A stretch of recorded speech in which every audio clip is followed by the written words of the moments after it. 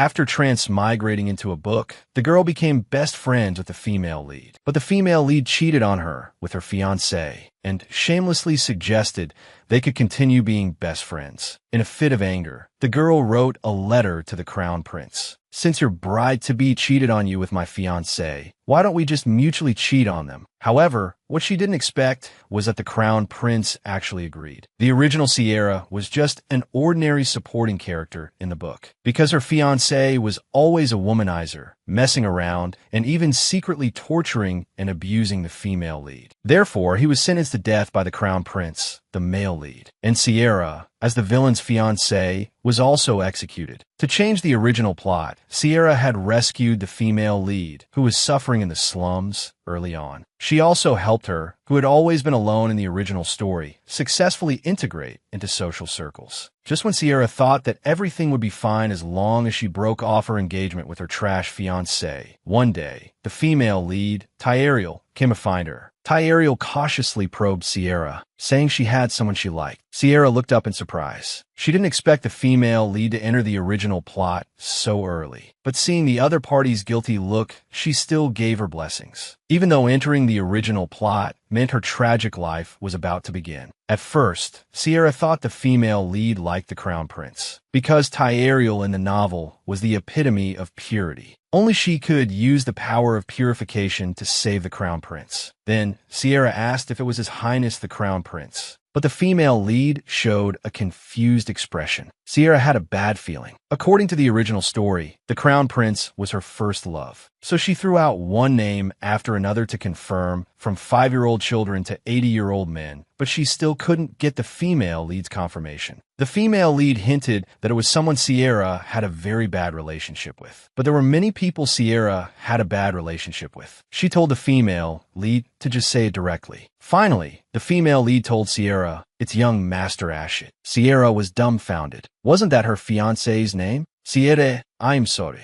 Because young Master Ashit said, "He also likes me. I was wondering if you two could break up. It would be good for both of us." The explosive statement shattered Sierra's worldview. How could her hard-earned best friend fall for that trash? Just then, Ashit pushed the door open. As soon as the female lead saw the source, she rushed into his arms with a wronged expression. Then the scumbag unleashed a torrent of words at his fiancée. The girl couldn't believe it. "You're the only one who can be so righteous while having an affair." Then Ashit put his arm around the female lead and announced the end of his engagement with Sierra. Before leaving, the female lead turned her head and asked, "Even though this happened, we're still best friends, right?" Only then did Sierra realize how two-faced the female lead was. She clenched her fists in anger. At night, Sierra couldn't sleep at all. What happened today made her upset, especially the thought of the female lead saying such shameless things after cheating on her with her fiancé. She just wanted to get along with the female lead to avoid being executed. But why were there always cheaters around her? She had a similar experience in her past life. Her boyfriend openly sought out other women every day. Since then, she had always hated these kinds of people. A sudden gust of cool wind blew past. Thinking about those cheaters sleeping soundly, it was no use for her to sulk. Sierra turned back to her room. She noticed a letter on the table. It was a letter Sierra had been using to play matchmaker for the female lead and the crown prince, hoping to facilitate their relationship. But now such a dramatic thing had happened. Finally, Sierra decided to tell the truth. She told him that Tyariel already had a lover and that the previous matter could not continue. Sierra had just sent the letter using magic. The next moment, she received a reply. The royal family was already discussing their marriage. The thought of the female lead being with both Ashit and engaged to the crown prince made Sierra feel that the situation was incredibly complicated, and both of these matters were related to her. The more Sierra thought about it, the angrier she became. He furiously typed a reply. He didn't want to be a pushover anymore. He decided to take a risk. Since His Highness's prospective bride and my fiancé are in that kind of relationship, how about a double affair? Sierra was furious. Forget it. You're not the only ones who can mess around. However, Sierra regretted it a few days later. She hadn't received a reply from the crown prince since then. She initially thought she'd be arrested for blasphemy against the royal family, but unexpectedly, the crown prince completely ignored her. Sierra lamented, as expected of the female lead's halo. Even if she cheats with another man, the crown prince is willing to cover for her with his love. Well, I can only wish you three a happy life then. Just then, the maid, May, brought in breakfast with a worried look. Because Sierra hadn't eaten much these past few days, Sierra picked up a sandwich. One must eat to survive. Thinking positively, at least she had broken off the engagement with the scumbag. May, who was standing beside her, suddenly started crying. Miss is so upset, she can't even eat. But those two dogs don't care at all. We can't let them off so easily. I have to find a way to ruin them both. Sierra comforted May. I'm fine, don't worry. May handed Sierra something. This is information on the Sears Love Manipulation Guild. It's an underground guild that specializes in handling infidelity and affair cases. They have a 100% five-star rating in the industry. Then, May angrily took Sierra to the guild. When they arrived near the guild, May gave a warning. The head of this guild is a very dangerous person. If someone displeases him, he'll turn them into a doll. And those who have affairs will also be captured and tortured. Although there might be some exaggeration, miss, you must be extremely careful. However, the next moment, a man appeared before them. Most of what you just said is true. He declared that I am the head of that guild. The green-haired man then told them that only clients could enter the guild. No matter who they are, everyone must abide by this rule. May hesitated. She wasn't comfortable letting Sierra enter such a place alone. But Sierra insisted on going. Having no other choice, May could only ask the green-haired man to take good care of her mistress. May grabbed Sierra's hand and warned, Miss is very soft-hearted. If she says she wants to let those two go, please don't agree. After Sierra entered the guild,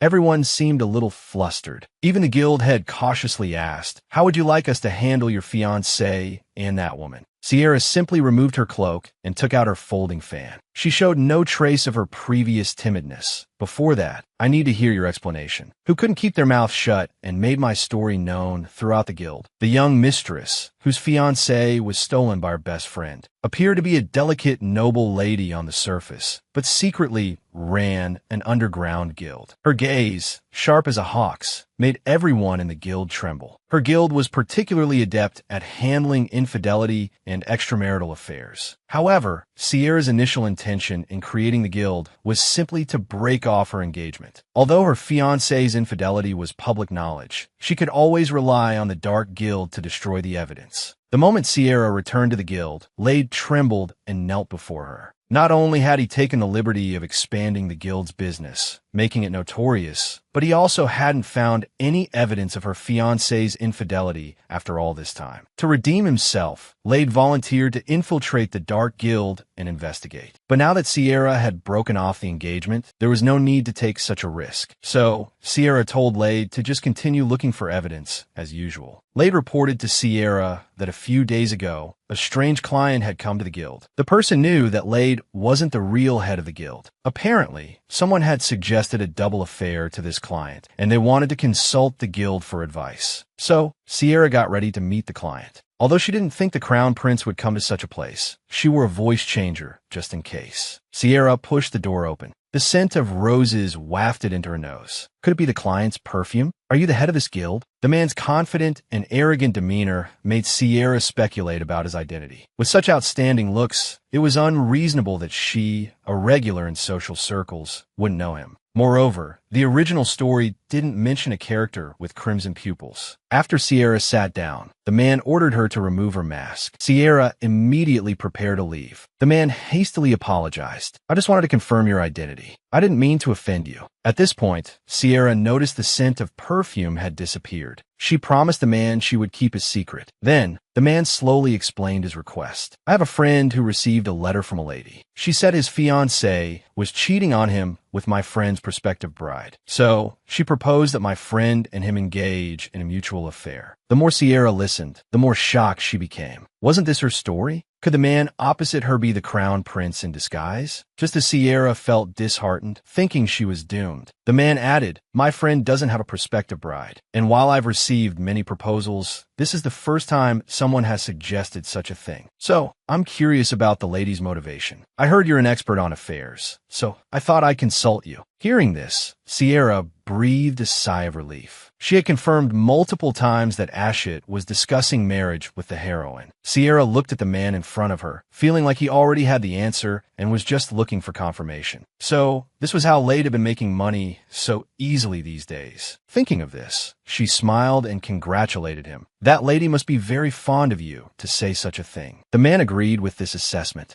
He told Sierra he would accept the proposal. This made Sierra a little envious. He didn't even have a fiancée, yet he was so sincerely troubled about how to respond. So, Sierra inquired about the lady's identity. She offered that their guild would help investigate the lady's cheating fiancé, but the man seemed dismissive. He simply warned Sierra that if the lady came here for a consultation, she should refuse her outright. The next moment, the man cast a spell on Sierra. Forget everything I said today. Suddenly, Sierra found herself inexplicably unable to move. And a strange man was trying to remove her mask. In a moment of panic, Sierra broke free from a spell. This surprised the man. Having forgotten, Sierra foolishly asked him, "Who are you?" unaware that her peculiarity had piqued the man's interest. For the next few days, Sierra stayed at the guild. Her head often ached inexplicably. At home, May constantly pestered her about whether she had dealt with the cheating couple. Lade suggested Sierra confess everything, but Sierra felt May wouldn't believe her. In May's eyes, she was a frail young lady who needed constant care. There were even rumors that she would cry from guilt if she accidentally stepped on a flower. Lay was about to say, the guild leader actually enjoys making voodoo dolls, but Sierra threw a pillow at him. Unconvinced, he questioned her about the doll in her hand. If it's not for cursing, why would anyone make a doll like this? And when you made it, you specifically requested luscious lips, a sharp jawline, and small, delicate ears. There's only one person in the entire empire with such golden hair and bronze skin. Sierra was speechless. She clutched the doll tightly. She had indeed modeled it after the crown prince from the novel, but she hadn't cursed it. She had simply made the doll because she adored the character. Sierra put the doll back on the shelf and told Lade to get back to work. She had some personal matters to attend to.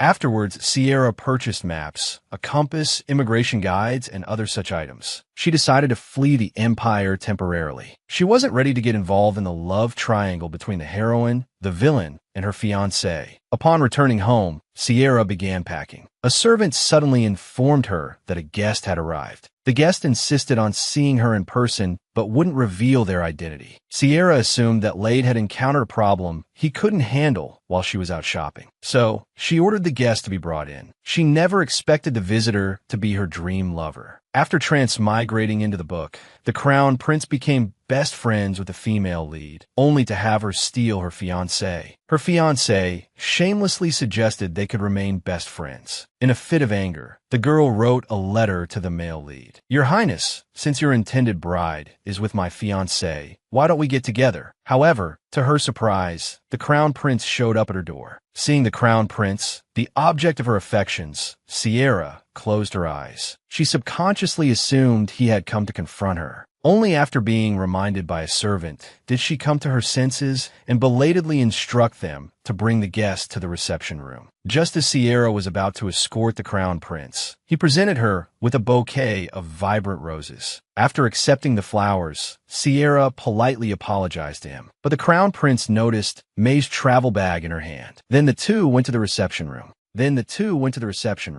The crown prince suddenly asked, "Miss Lavalins, why did you invite me to the reception room without even confirming my identity? What if I were a dangerous person?" Sierra was startled. She remembered that the crown prince's appearance was a secret within the empire, because a dragon once appeared in the empire. Although the first emperor successfully defeated it, he was cursed, and this generation's crown prince is the royal most affected by the curse. At his coming-of-age ceremony, he will completely transform into a monster with an ugly appearance and a vile personality. So Sierra started acting. "Because I prepared such beautiful flowers, I thought you couldn't be a bad person." Immediately afterward, the crown prince confessed the reason for his visit. "Miss, you wrote me a letter asking if we wanted to be together, and I'm here to accept your proposal." Sierra pretended to have just learned his identity, feigning fear as she greeted the crown prince. The crown prince played along. explaining that even most people in the palace didn't know what he looked like. His sudden visit seemed rather presumptuous. But as a social butterfly, Sierra wouldn't let the crown prince apologize. She showered him with compliments, praising him and the flowers he brought. The crown prince, who rarely left the palace, blushed, his ears turning red. He slightly lifted his teacup and gulped down the contents in an attempt to change the subject. He asked Sierra what kind of tea it was. Sierra picked up her teacup and sniffed it, realizing it was just plain boiled water. But as a social master, she tricked him, saying it was imported tea from China, colorless and odorless, with a taste only those in love could discern, since they would be spending a lot of time together. The crown prince and Sierra introduced themselves to each other. But just as Sierra finished saying, "Pleased to meet you," a hand reached out and touched her hair. The crown prince twirled a strand of Sierra's hair and asked, "So, we're lovers now, right?" Sierra's heart fluttered, but then she saw the crown prince shyly stop what he was doing. The girl thought, asterisk how strange. Why get shy at the crucial moment? What's with being oily one minute and shy the next? Asterisk. Afterward, Sierra and the crown prince made an agreement, the lover's gaze contract. As long as she broke off her engagement with her fiancé, this contract could be terminated, because Sierra knew clearly that only the female lead could lift the crown prince's curse. However, the crown prince stood up without a word, turned his back to Sierra, and asked, "If I didn't have a fiancé, would this contract still be valid?" Sierra asked, puzzled. If you didn't have a fiancé, wouldn't there be no need for a contract? Unbeknownst to her, a flicker of disappointment flashed in the crown prince's eyes. She agreed that until then, we'll maintain our relationship as lovers. Seeing the crown prince agree, Sierra stood up and gently placed her hand on the crown prince's, signifying the agreement. But the next moment, the crown prince said he wanted to confirm the boundaries of their relationship as lovers. He then clasped Sierra's fingers and pulled her intimately into his embrace.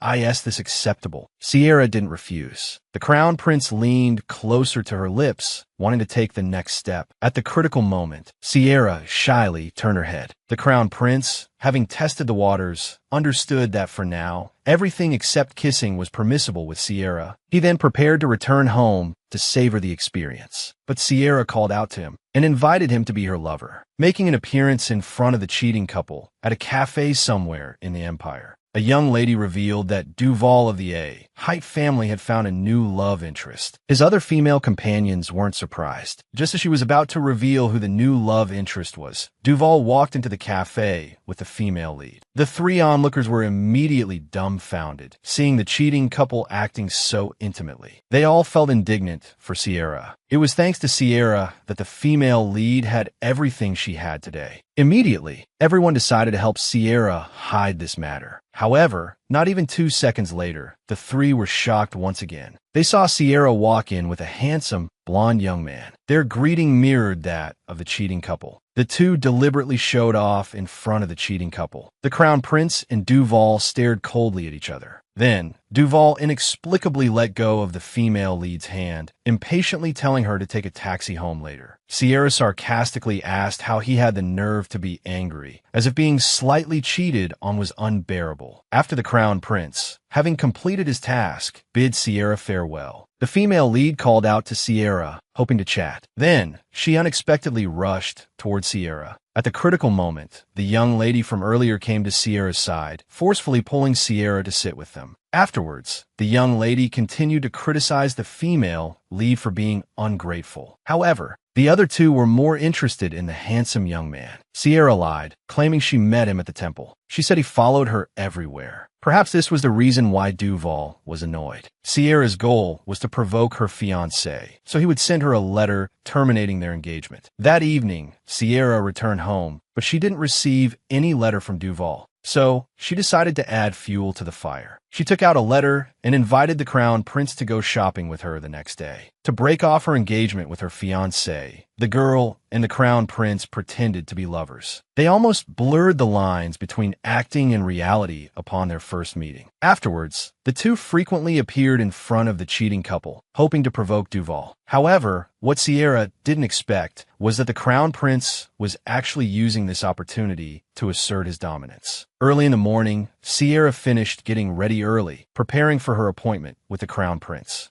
May anxiously reported to Sierra that rumors of a love quadrangle involving Sierra were spreading throughout high society. Seeing Sierra's silence, May became even more anxious. Could he be some strange person? Sierra smiled and told May, "He is indeed a strange person, but he's my lover now." This bold admission left May speechless. However, she immediately grabbed Sierra's hand and encouraged her. "It's all Duval's fault for being so unkind. I fully support you finding another man. But miss, why not find a more outstanding man? Only someone handsome, rich, and powerful is worthy of you. Someone like the Crown Prince, for example." As soon as Sierra descended the stairs, she saw the Crown Prince leaning against the wall. Her mind went blank. Seeing the Crown Prince's dazzling smile, Sierra blushed. Could he have heard everything I just said? Meanwhile, May's voice continued from behind. "Miss, give up on that mysterious man from yesterday. A guy who thinks he can win over our miss with just a bouquet of flowers? He's clearly worthless." It wasn't until the man appeared before her that May's insults ended in despair. Sierra was too embarrassed to look. The Crown Prince, however, didn't mind. "Miss Ravelins, the worthless me has arrived." After boarding the carriage, the Crown Prince teased, "That was you truly looking out for me. I'm also honored to be the only one worthy of you."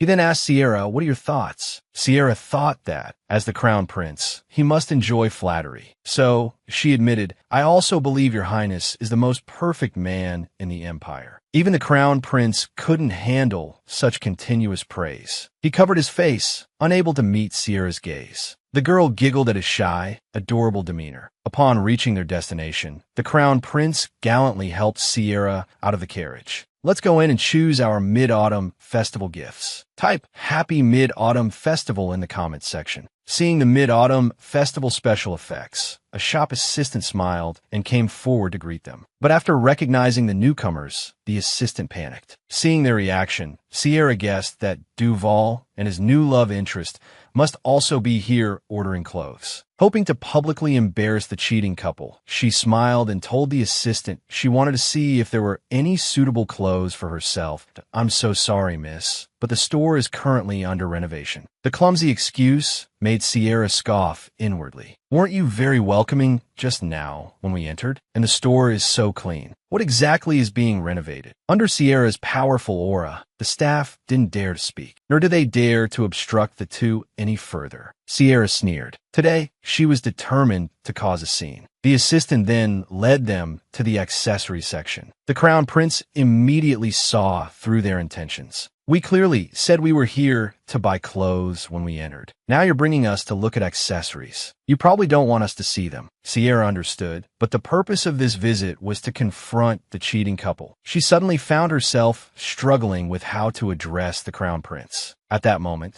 the Crown Prince gently reached out and reassured her, "You can call me Ray." His gentle and handsome appearance left the girl slightly mesmerized. "Okay, Ray." However, the heartwarming scene was immediately shattered. Duval arrived, furious, and demanded, "What are you doing here?" Seeing that neither of them responded, Duval strode forward and pressed Sierra. "Is this guy really your lover?" Sierra leaned against the Crown Prince's chest and admitted with a smile, "Ray and I are truly in love." "Can't you tell?" Duval's face darkened. "Enough is enough. I won't argue with you about this. What right do you have to talk about arguing or not?" As expected, the next moment, the Ja'anan began his performance. Grabbing Sierra's hand, he swore, "The woman I love most will always be you." The girl was shocked by his shamelessness. She hurriedly took 2 steps back. The Crown Prince couldn't stand it any longer. He asked Duval if he had some kind of mental illness. Unaware of the Crown Prince's identity, Duval immediately stepped forward recklessly, pointing at the Crown Prince's nose and starting to rant. "Do you want to fight me?" At the critical moment, Sierra stepped between them. She realized the Crown Prince seemed to be too deeply immersed in his role, genuinely angry on her behalf. Just then, the other woman, dressed in a formal gown, joined the fray. Seeing her attire, Sierra knew that this style was an engagement dress. She was utterly speechless towards Duval. He was ordering an engagement dress with one woman while running off to confess his love to her. The other woman then inquired about the crown prince's identity to Sierra. Sierra then realized that the two didn't know each other at all. She had suspected this during their previous encounter at the cafe. The engagement must have been arranged without the two of them ever meeting. Hearing the other woman's question, the crown prince pulled Sierra, who was lost in thought, to his side and formally introduced himself to the cheating couple. I am Miss Lavalyn's lover. More specifically, her fiancé. Nonsense. Unfaithful woman.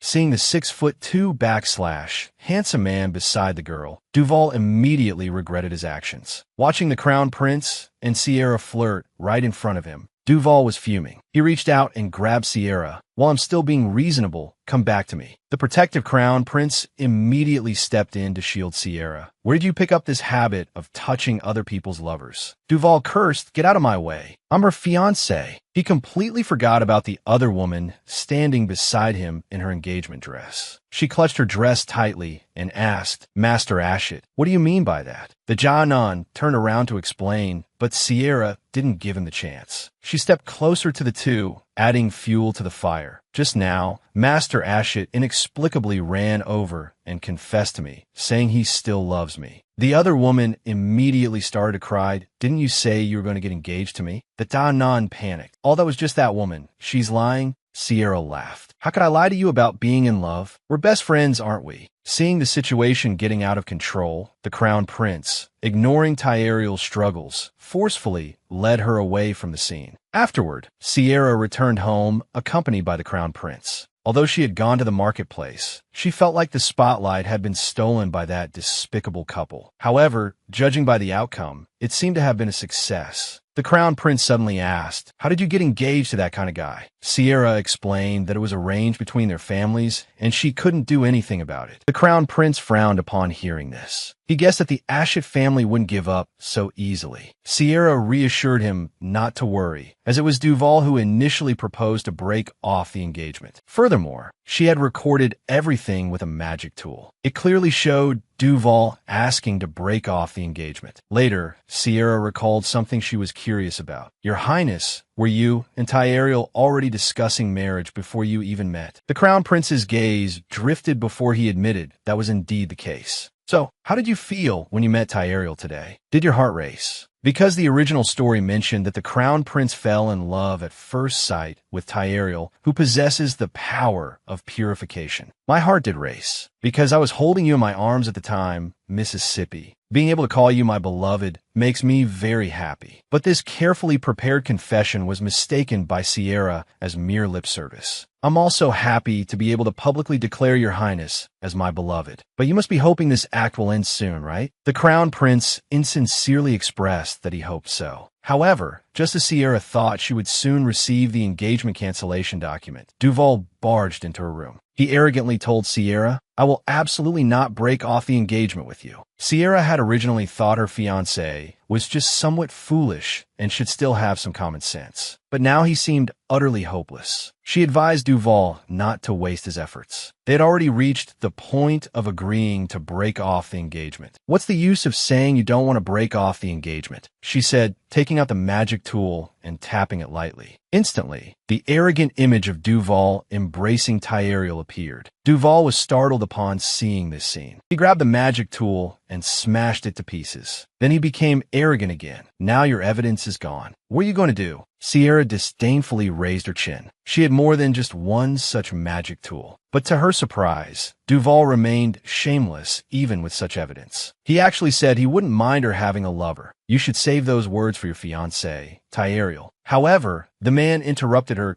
and why only fiancé is you, Miss Sierra? Both of them fell silent for a moment. Finally, Sierra couldn't help but laugh, saying such things. Anyone who didn't know better would think you were so innocent. Since you won't take the engagement cancellation document, I'll just send it to you. Duval wasn't angered by her words. He simply reminded Sierra, will your father agree to you canceling the engagement? It turned out that the Lavalyn's family had once been very miserable. It was only with the help of the Ashit family that they gradually regained their former glory. However, what Duval didn't know was that Sierra had already considered this. So, she gave the scumbag an ultimatum. Instead of threatening me here, go home and write the engagement cancellation document. You have 3 weeks. If you exceed this time, don't even think about showing your face in social circles. Even the servant at the door warned Duval to leave quickly. Young Master Ashit should also know how terrifying Mrs. Power is. Duval, suppressing his anger, told Sierra, "Just you wait and see," and slammed the door behind him as he left. May cautiously peeked in and, seeing the shattered glass scattered across the room, rushed in to check if Sierra was injured. While cleaning up the debris, May told Sierra there's still no reply to the letter sent to Count Ballantyne a while ago. Count Ballantyne was the witness to her and Duval's engagement. To break it off, his signature was required. Then, May handed over a crumpled letter. This letter was also sent to you, Mississippi, but the writing on it looked like chicken scratch. It was impossible to tell who sent it. Sierra took one look and knew it was from Lade. It said that Count Ballantyne, in order to avoid signing the document, was already planning to flee. So, he asked May to prepare some outdoor clothes for him. He was going to personally apprehend the old scoundrel who was trying to escape. Afterwards, he went to the park that Duke Ballantyne frequented, lying in wait. The Crown Prince, worried about his safety, accompanied him. Although Sierra said it was just signing a document and there wouldn't be any danger, the Crown Prince still didn't dare to take it lightly, having heard that the Ashit family and the Ballantyne family were quite close. As a result, the two waited for a whole hour, but didn't see anyone. Seeing his beloved constantly distressed over the broken engagement, the Crown Prince took Sierra's hand and walked outwards, asking her if she liked sweet things. Sierra was wondering what the Crown Prince was up to when she suddenly realized they were headed towards the cotton candy stall. He bought Sierra some cotton candy, telling her that eating sweet things could improve her mood. Sierra thought it was strange. How do you know it's sweet? Is there cotton candy in the palace too? The Crown Prince patiently explained that although there wasn't any cotton candy in the palace, he had heard many people mention it, so he knew it was sweet. Hearing the Crown Prince's words, the girl couldn't help but want to tease him. She told the Crown Prince that cotton candy had to be washed to be tastier and healthier. So, she handed the cotton candy to the Crown Prince, asking him to go to the fountain and wash it clean for her. The Crown Prince cautiously plucked off a small piece of cotton candy and carefully placed it in the water. But he found that the cotton candy instantly disappeared. Having failed his mission, the Crown Prince dejectedly told Sierra, "The cotton candy is gone." Seeing the Crown Prince looking as forlorn as a puppy, Sierra laughed until tears came to her eyes. Only then did the Crown Prince realize he had been tricked. And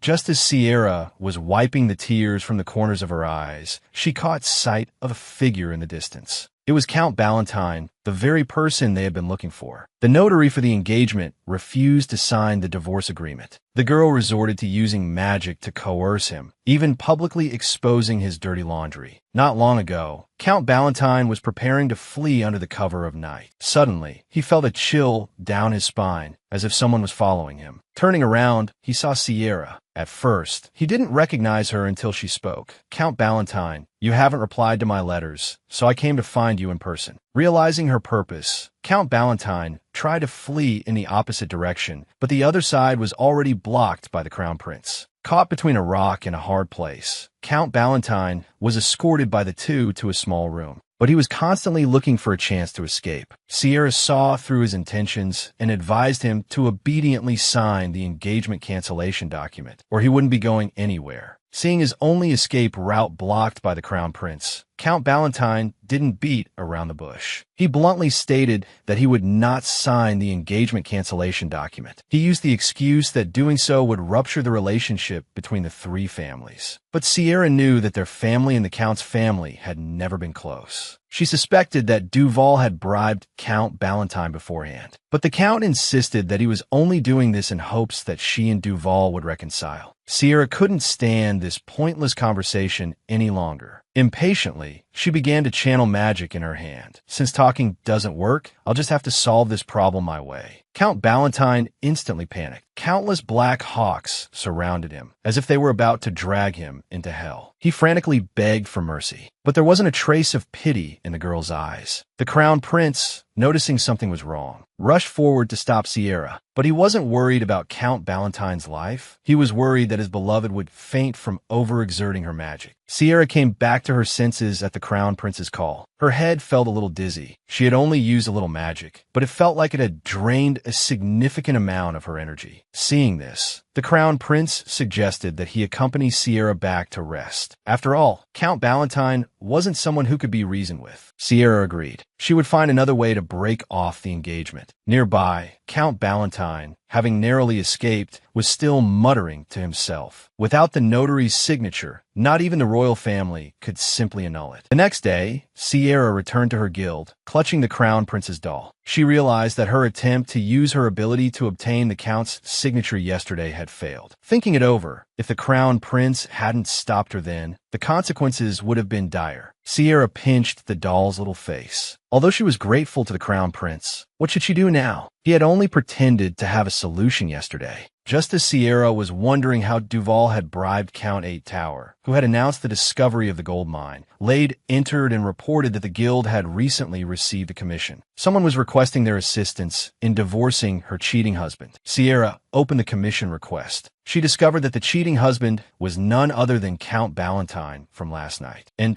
Count Ballantyne's affair partner was Duval's younger sister, Layla. Sierra was stunned. She hadn't expected Duval's sister to be just as much of a scumbag as he was. Lade then handed her a magic tool. It clearly recorded Layla and Count Ballantyne's exploits. Lade tried to add some details, but Sierra was disgusted and told him to shut up. Now Sierra understood Count Ballantyne's bias towards Duval, and she immediately thought of a way to break off the engagement. After praising Lade, Sierra told him to make preparations. She wanted to resolve this commission as quickly as possible. A short while later, the Ashett family held a banquet for their art collection. Upon seeing Layla, Count Ballantyne began to clap, beaming. But the Countess beside him was frowning. She could only watch as her husband and Layla exchanged flirtatious glances. Just then, a man approached the Countess and whispered something in her ear. He then handed her a magic tool. The next moment, Layla and Count Ballantyne simultaneously panicked. Their tryst was revealed for all to see. Everyone was gossiping about their indecent private lives. The Countess tearfully wept. Although she had expected it, she still couldn't control her emotions when the truth was revealed. Count Ballantyne anxiously tried to explain that it was all a misunderstanding. But before he could finish his excuses, the Countess ran out of the venue. And all of this was Sierra's doing. She had orchestrated the Countess's divorce from her husband. The woman had publicly exposed her husband's infidelity. But instead of an apology, she was met with hysterical retaliation. However, he didn't know that she was already a client of Sear's Love Manipulation Guild. After fleeing the venue, the Countess was distraught. She was relieved that she would soon be divorced from her idle husband. Yet, she wept over the years of affection they had shared. Just as the Countess was about to go home and prepare the divorce papers, Sierra called out to her from behind. As the head of the Underground Guild, she knew that a scumbag like Count Ballantyne wouldn't just give up. So, she invited the Countess back to her house to talk. But even she couldn't have imagined just what kind of person he was. He was more than just a scumbag. He was a pervert. At first, Sierra thought this was just an ordinary commission. But when she noticed the bruises on the corner of the Countess's eye,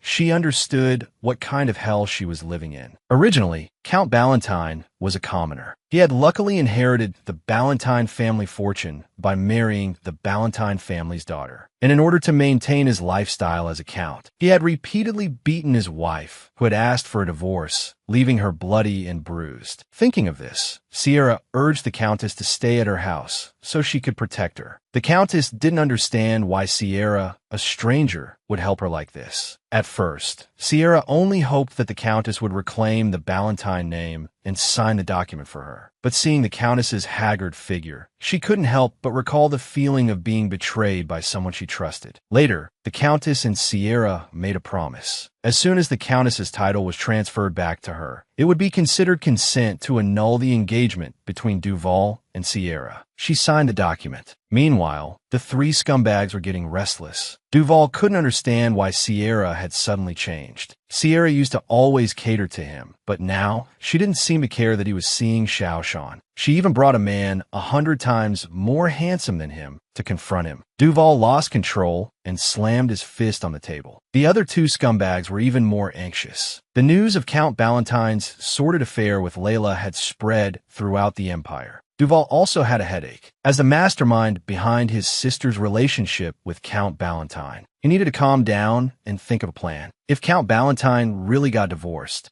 not only would his sister's reputation be affected, but his family's prospects would also suffer. Layla suggested retaliating in kind. If they could dig up some gossip about the Countess, perhaps she would drop the matter. But Count Ballantyne knew his wife was pure and innocent. Suddenly, he seemed to remember something. He assumed his wife's weakness was guilt over reporting him. So he suggested to Duval that since it had already happened, they should just control his wife and make her change her story. That night, after a busy day, Sierra prepared for bed. But as she lay down, she realized she had forgotten something. She had forgotten about the Crown Prince. She remembered how accommodating he had been lately. Whether it was going to the clothing store or following Count Ballantyne, he had agreed without hesitation. But she hadn't had a chance to thank him properly. Sierra thought the man was too kind. But if he remained so kind, he would eventually be stabbed in the back by someone like her. After all, the Crown Prince was a man who would even believe a lie about washing cotton candy. Sierra was thinking about asking the Crown Prince if there was anything she could help him with when a letter suddenly appeared out of thin air. Sierra opened the letter and couldn't help but sneer. She hadn't expected the three scumbags to try to fight her in such a laughable way. Over the next few days, the Countess's complexion visibly improved. It was probably because separating from her cruel husband had changed her mood. But Sierra knew from the letter that night that their last struggle would take place tonight. Seeing a flicker of worry on the Countess's face, Sierra took her hand and reassured her. This was Lavalon's mansion, and she alone was the entire Lavalin. The seemingly fragile, noble lady was actually a ruthless and terrifying demon lord. Not only could she summon evil spirits at will, but even the three-headed Cerberus of hell willingly served her. As a descendant of the hero who repelled the dragon race, the Lavalin family controlled the terrifying power of the spirit labyrinth. Within it were countless evil spirits and monsters, all obedient to Lavalin's command. But tonight, two henchmen, on Count Ballantyne's orders, were sneaking into Lavalin's mansion to kidnap someone. They quietly arrived at the Countess's room, ropes in hand. But to their surprise, the bed was empty. Suddenly, one of the men heard a noise and turned sharply. "What are you doing here in the middle of the night?" Sierra, dressed in a long black dress, strode towards them. Then she muttered to herself, "I see. You've come here to die." Instantly, black mist swirled around her, frightening the men into a panicked retreat. They didn't realize that Sierra had already unleashed the spirit labyrinth. With a gentle raise of her hand, countless evil spirits surged forth, pursuing the two men. The terror of this ability was that there was no escape within the labyrinth, and even their own abilities were useless. Just as the two men were complaining, the floor beneath their feet suddenly crumbled. Countless evil spirits erupted forth, forcing them to flee in terror. Watching the two men screams through the crystal ball, but Sierra showed no mercy. After all, those beasts, worse than scum, were actually aiming to frame the Countess for infidelity. Thinking of this, Sierra made up her mind to make Count Ballantyne experience something 10,000 times more painful than losing his exquisite taste through divorce. The next second, a three-headed Cerberus appeared before him.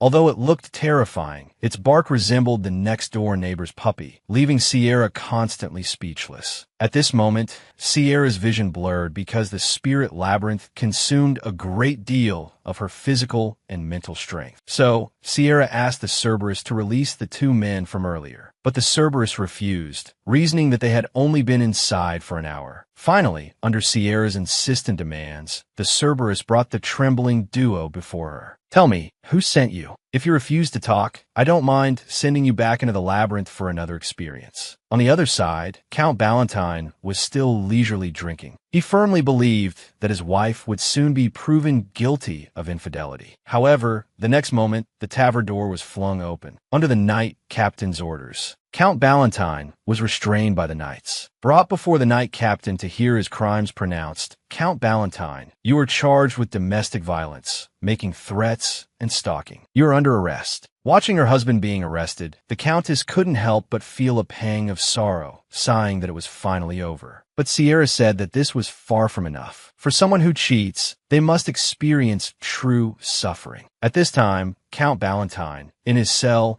still couldn't believe that his always meek and submissive wife would actually do this to him. Suddenly, he turned his head and saw his wife standing outside his cell, staring at him calmly. He rushed to the bars, begging his wife's forgiveness and hoping she would post bail to free him. However, the Countess's words made his blood run cold. "Let's get a divorce. I don't want to live with you anymore." The man tried to grasp this single lifeline, but his wife was resolute, stating that she would submit the evidence of his infidelity to the authorities tomorrow. She then pulled out a document. "This document grants you the Ballantyne family's assets. Consider it my last act of kindness towards you." Hearing this, the man snatched the document, his face revealing endless greed. After signing the document, he began to unscrupulously mock his wife's stupidity. The woman listened silently, having lost all remaining trust in him. Then, Sierra stepped forward. "Congratulations, you've just taken on a massive debt." The stunned Count Valentine thought she had lost her mind. "This document clearly states that all family assets belong to me." Sierra gently picked up the document from the floor and reminded him, "Don't you know that debts are also assets? How much debt have you incurred borrowing money everywhere? It won't be long before the mine ceases operation." Count Valentine panicked and tried to beg his wife's forgiveness again. However, seeing his pathetic state, Sierra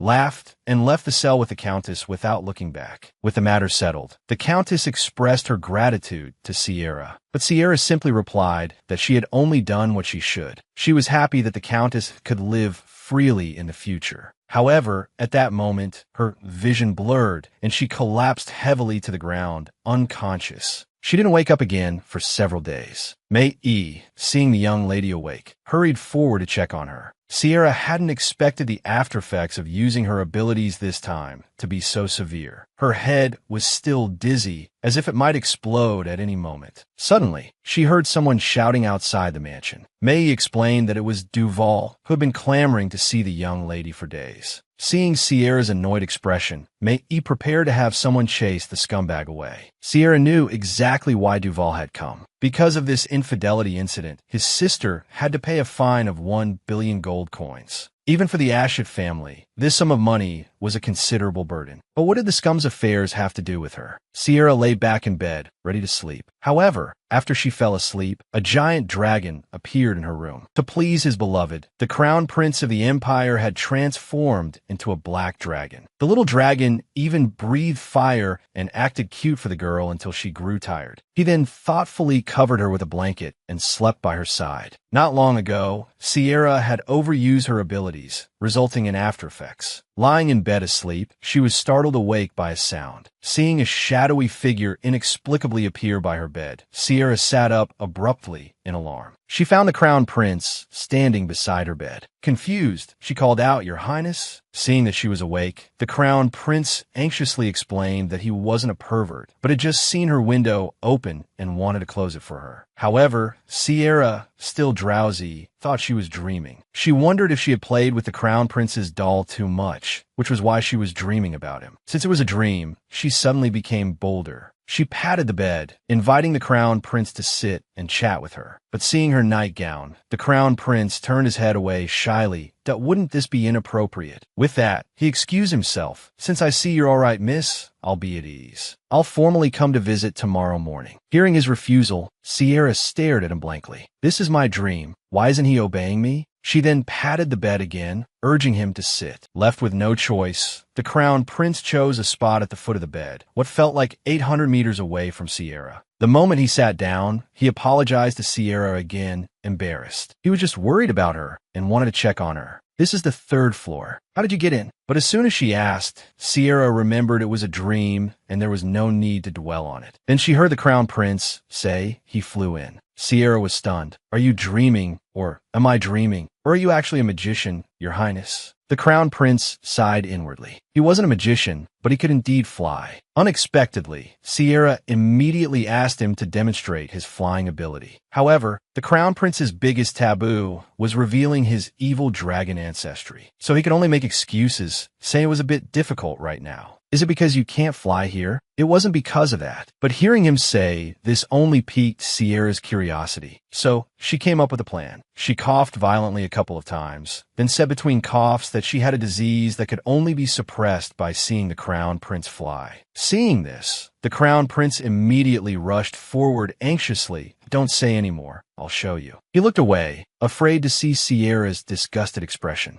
Actually, I flew up here after transforming into an evil dragon. Miss, you've always wanted to see me perform my talent, but I hope you won't distance yourself from me after seeing me turn into an evil dragon. However, to his surprise, Sierra simply remained indifferent. She even said that seeing an evil dragon was her childhood dream. The crown prince's worried heart eased slightly. He then began his transformation into an evil dragon. Waves of symbolic black mist enveloped him. Seeing this, Sierra remembered the description of the evil dragon in the original story. It was a dangerous black light that enveloped the agonizing crown prince. In the end, the evil dragon would destroy everything in the palace. Then, the entire continent would fall into endless despair. But after the crown prince's transformation was complete, Sierra saw a tiny black dragon. The little dragon's tender wings and round paws instantly stunned Sierra. This is the evil dragon that can destroy the continent. It was said that with a single flap of its wings, dozens of lives would be lost. But looking at it now, it seemed more likely that people would lose their minds from its cuteness. Your Highness, can I touch you? The black dragon grumbled in response. Sierra then realized that the crown prince couldn't speak in this form. The tiny dragon rubbed against her hand. Suji Dandi. Sierra suddenly asked, Your Highness, can you breathe? Seeing her sparkling eyes full of anticipation, the crown prince obediently breathed fire to amuse her. Then, whether he breathed acidic gas or ice, she was completely satisfied. At this moment, Sierra had a mischievous idea.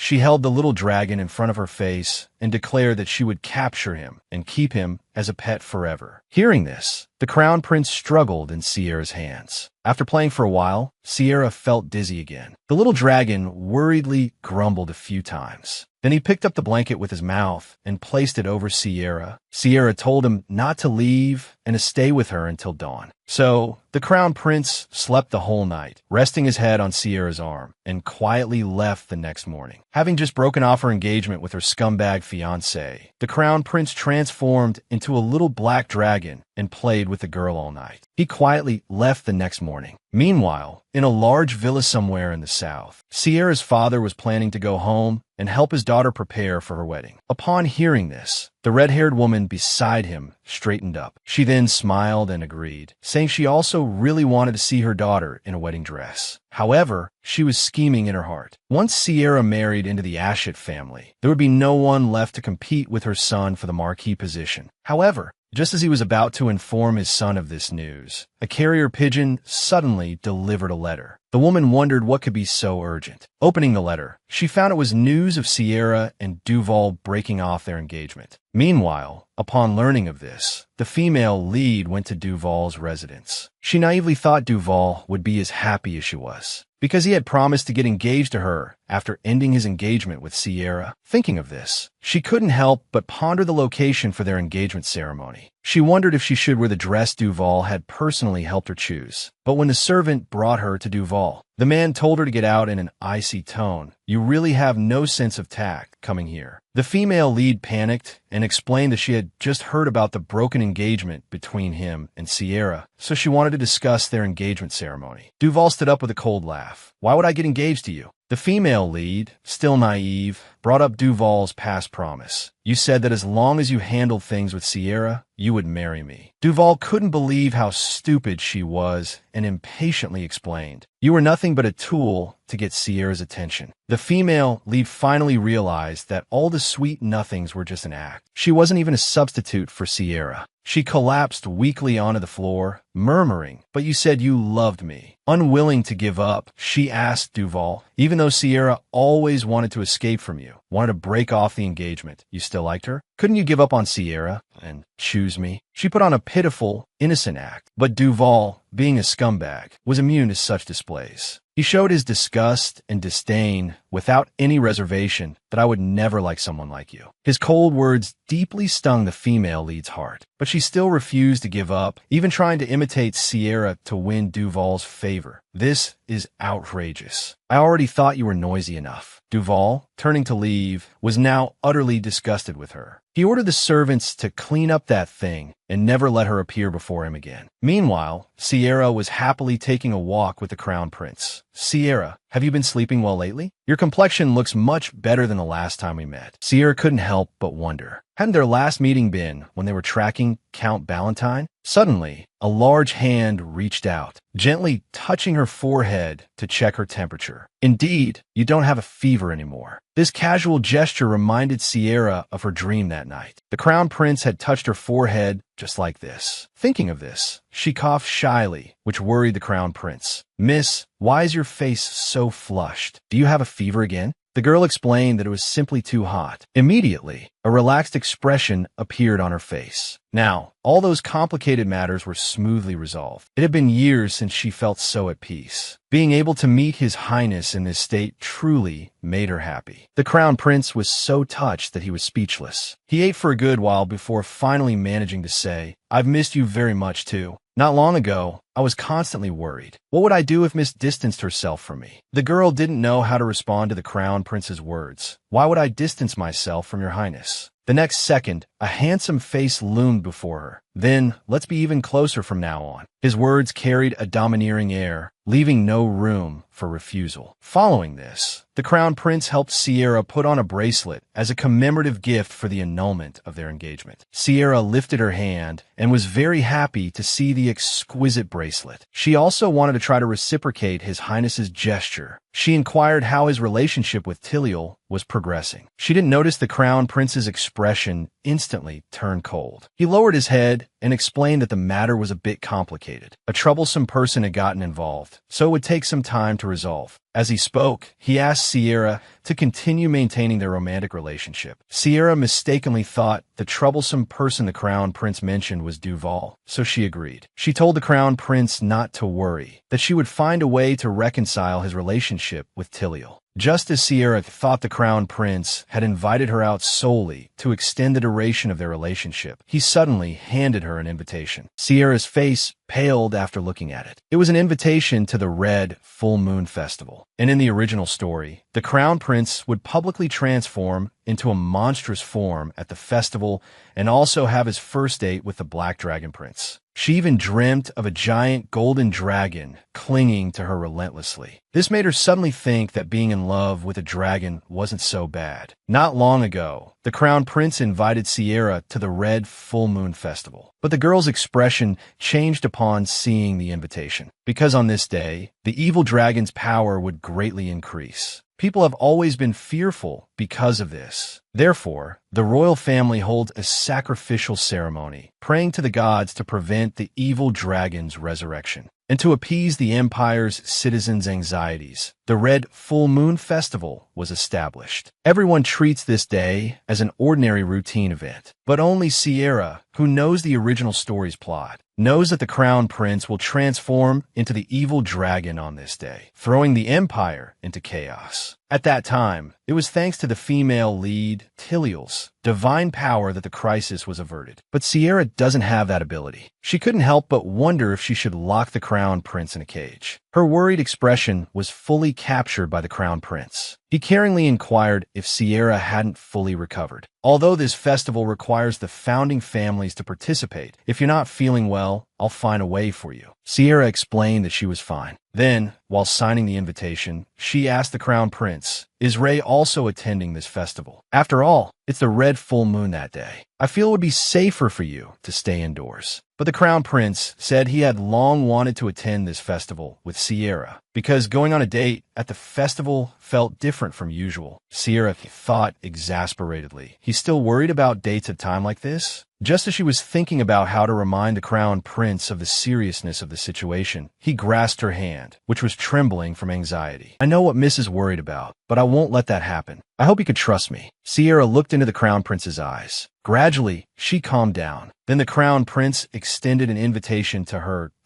Oh, Miss, would you like to go on a date with me to this red full moon festival? A few days later, the Red Full Moon Festival arrived as scheduled. Sierra, however, was blushing furiously because of the Crown Prince's actions. It turned out that not long ago, to reciprocate the bracelet gift, Sierra had personally embroidered a handkerchief for the Crown Prince. Unexpectedly, since then, the Crown Prince insisted on deliberately displaying the handkerchief every day. He even planned to enshrine it as a national treasure. Sierra shyly asked the Crown Prince to hide the failed embroidery, but the Crown Prince said that Sierra's embroidery was a treasure. The two of them flirted like an ordinary couple. Sierra no longer worried like she had in the previous days, because the Crown Prince had told her that the temple had already created a potion that could suppress the evil dragon's power. At this moment, a shout came from behind Sierra. It was the theater troupe performing a play called Legend of the Evil Dragon. Sierra wasn't particularly interested in it, but a throng of people kept surging towards the stage. Before they knew it, the two of them were squeezed into the theater seats. Since they were there, they decided to watch the play for a while before leaving. The play was about an evil dragon who had a woman he deeply loved, but the woman was wicked and used the dragon's power to rule the world. In the end, people blamed all the crimes on the wicked woman and executed her. The dragon, having lost his mind, took revenge on the entire world and left the hero with a most cruel fate. At first, Sierra thought it was the story of the first emperor defeating the evil dragon. He remembered the dragon's curse, which had continued for over 1,000 years. This made him a little envious. Could it be that the curse was waiting for the wicked woman's soul to awaken again? Before she knew it, Sierra had fallen asleep. In her dream, she saw a golden dragon. Before Sierra could react, the golden dragon nuzzled its face against hers. Although Sierra was puzzled, she didn't feel any aversion for some reason. She even reached out to stroke the dragon. Suddenly, she was startled awake, shouting, "Stop it, you perverted dragon!" Sierra came to her senses and realized the Crown Prince was holding her hand. "You were sleeping so soundly, I was afraid you'd fall, so I held your hand. I didn't mean to upset you." Sierra explained that she was just dreaming, and those words weren't directed at him. The Crown Prince found Sierra's embarrassment amusing, that I apologized for the perceived perversion. After the play, it gradually grew dark. The Crown Prince asked, "Was the play so boring that it put you to sleep?" Sierra became embarrassed again, that I was just resting my eyes. "What did you think of the play?" Sierra thought for a moment before replying, "I actually envied the wicked woman. She was able to receive eternal love. And maybe, for the wicked woman, conquering the world wasn't the most important thing. She was content just to have someone who loved her forever." These words made the Crown Prince, who was the evil dragon, feel a flutter in his heart. He was about to confess to Sierra, but unexpectedly, a death-seeking, scummy cannon fodder character appeared before them, wanting to defend his beloved. For the first time during a red full moon, the Crown Prince used his powers. This also caused him to be directly affected by the curse. However, what no one expected was that the Empire's fearsome evil dragon was actually an adorably small black dragon whelp. Not long ago, Duan had barged into Sierra and the Crown Prince's date, acting like a fool and spouting threats at them, leaving Sierra speechless. "Why are you here again? We have nothing to do with each other anymore." Duan's heart sank at her words, and his face darkened instantly. He walked straight up to the Crown Prince and challenged him to a meeting in the woods. Duan believed the Crown Prince's appearance was the reason things had turned out this way. He squeezed the Crown Prince's arm. "With your skinny arms and legs, I bet you're too scared to be alone with me. Are you just trying to latch onto Sierra because of your low status?" Sierra's expression changed. She hadn't expected this idiot to speak to the Crown Prince like that. She angrily told Duan to get lost. But to her surprise, the Crown Prince accepted Duan's proposal. Sierra anxiously reminded the Crown Prince, "The red full moon will be rising soon." But then the Crown Prince took her hand, "That I'll be fine. Miss, I told you I have a way to handle it." Seeing this, Sierra didn't say anything more, only telling the Crown Prince to hurry back. The moment the Crown Prince turned away, the gentle expression he had worn while facing Sierra vanished.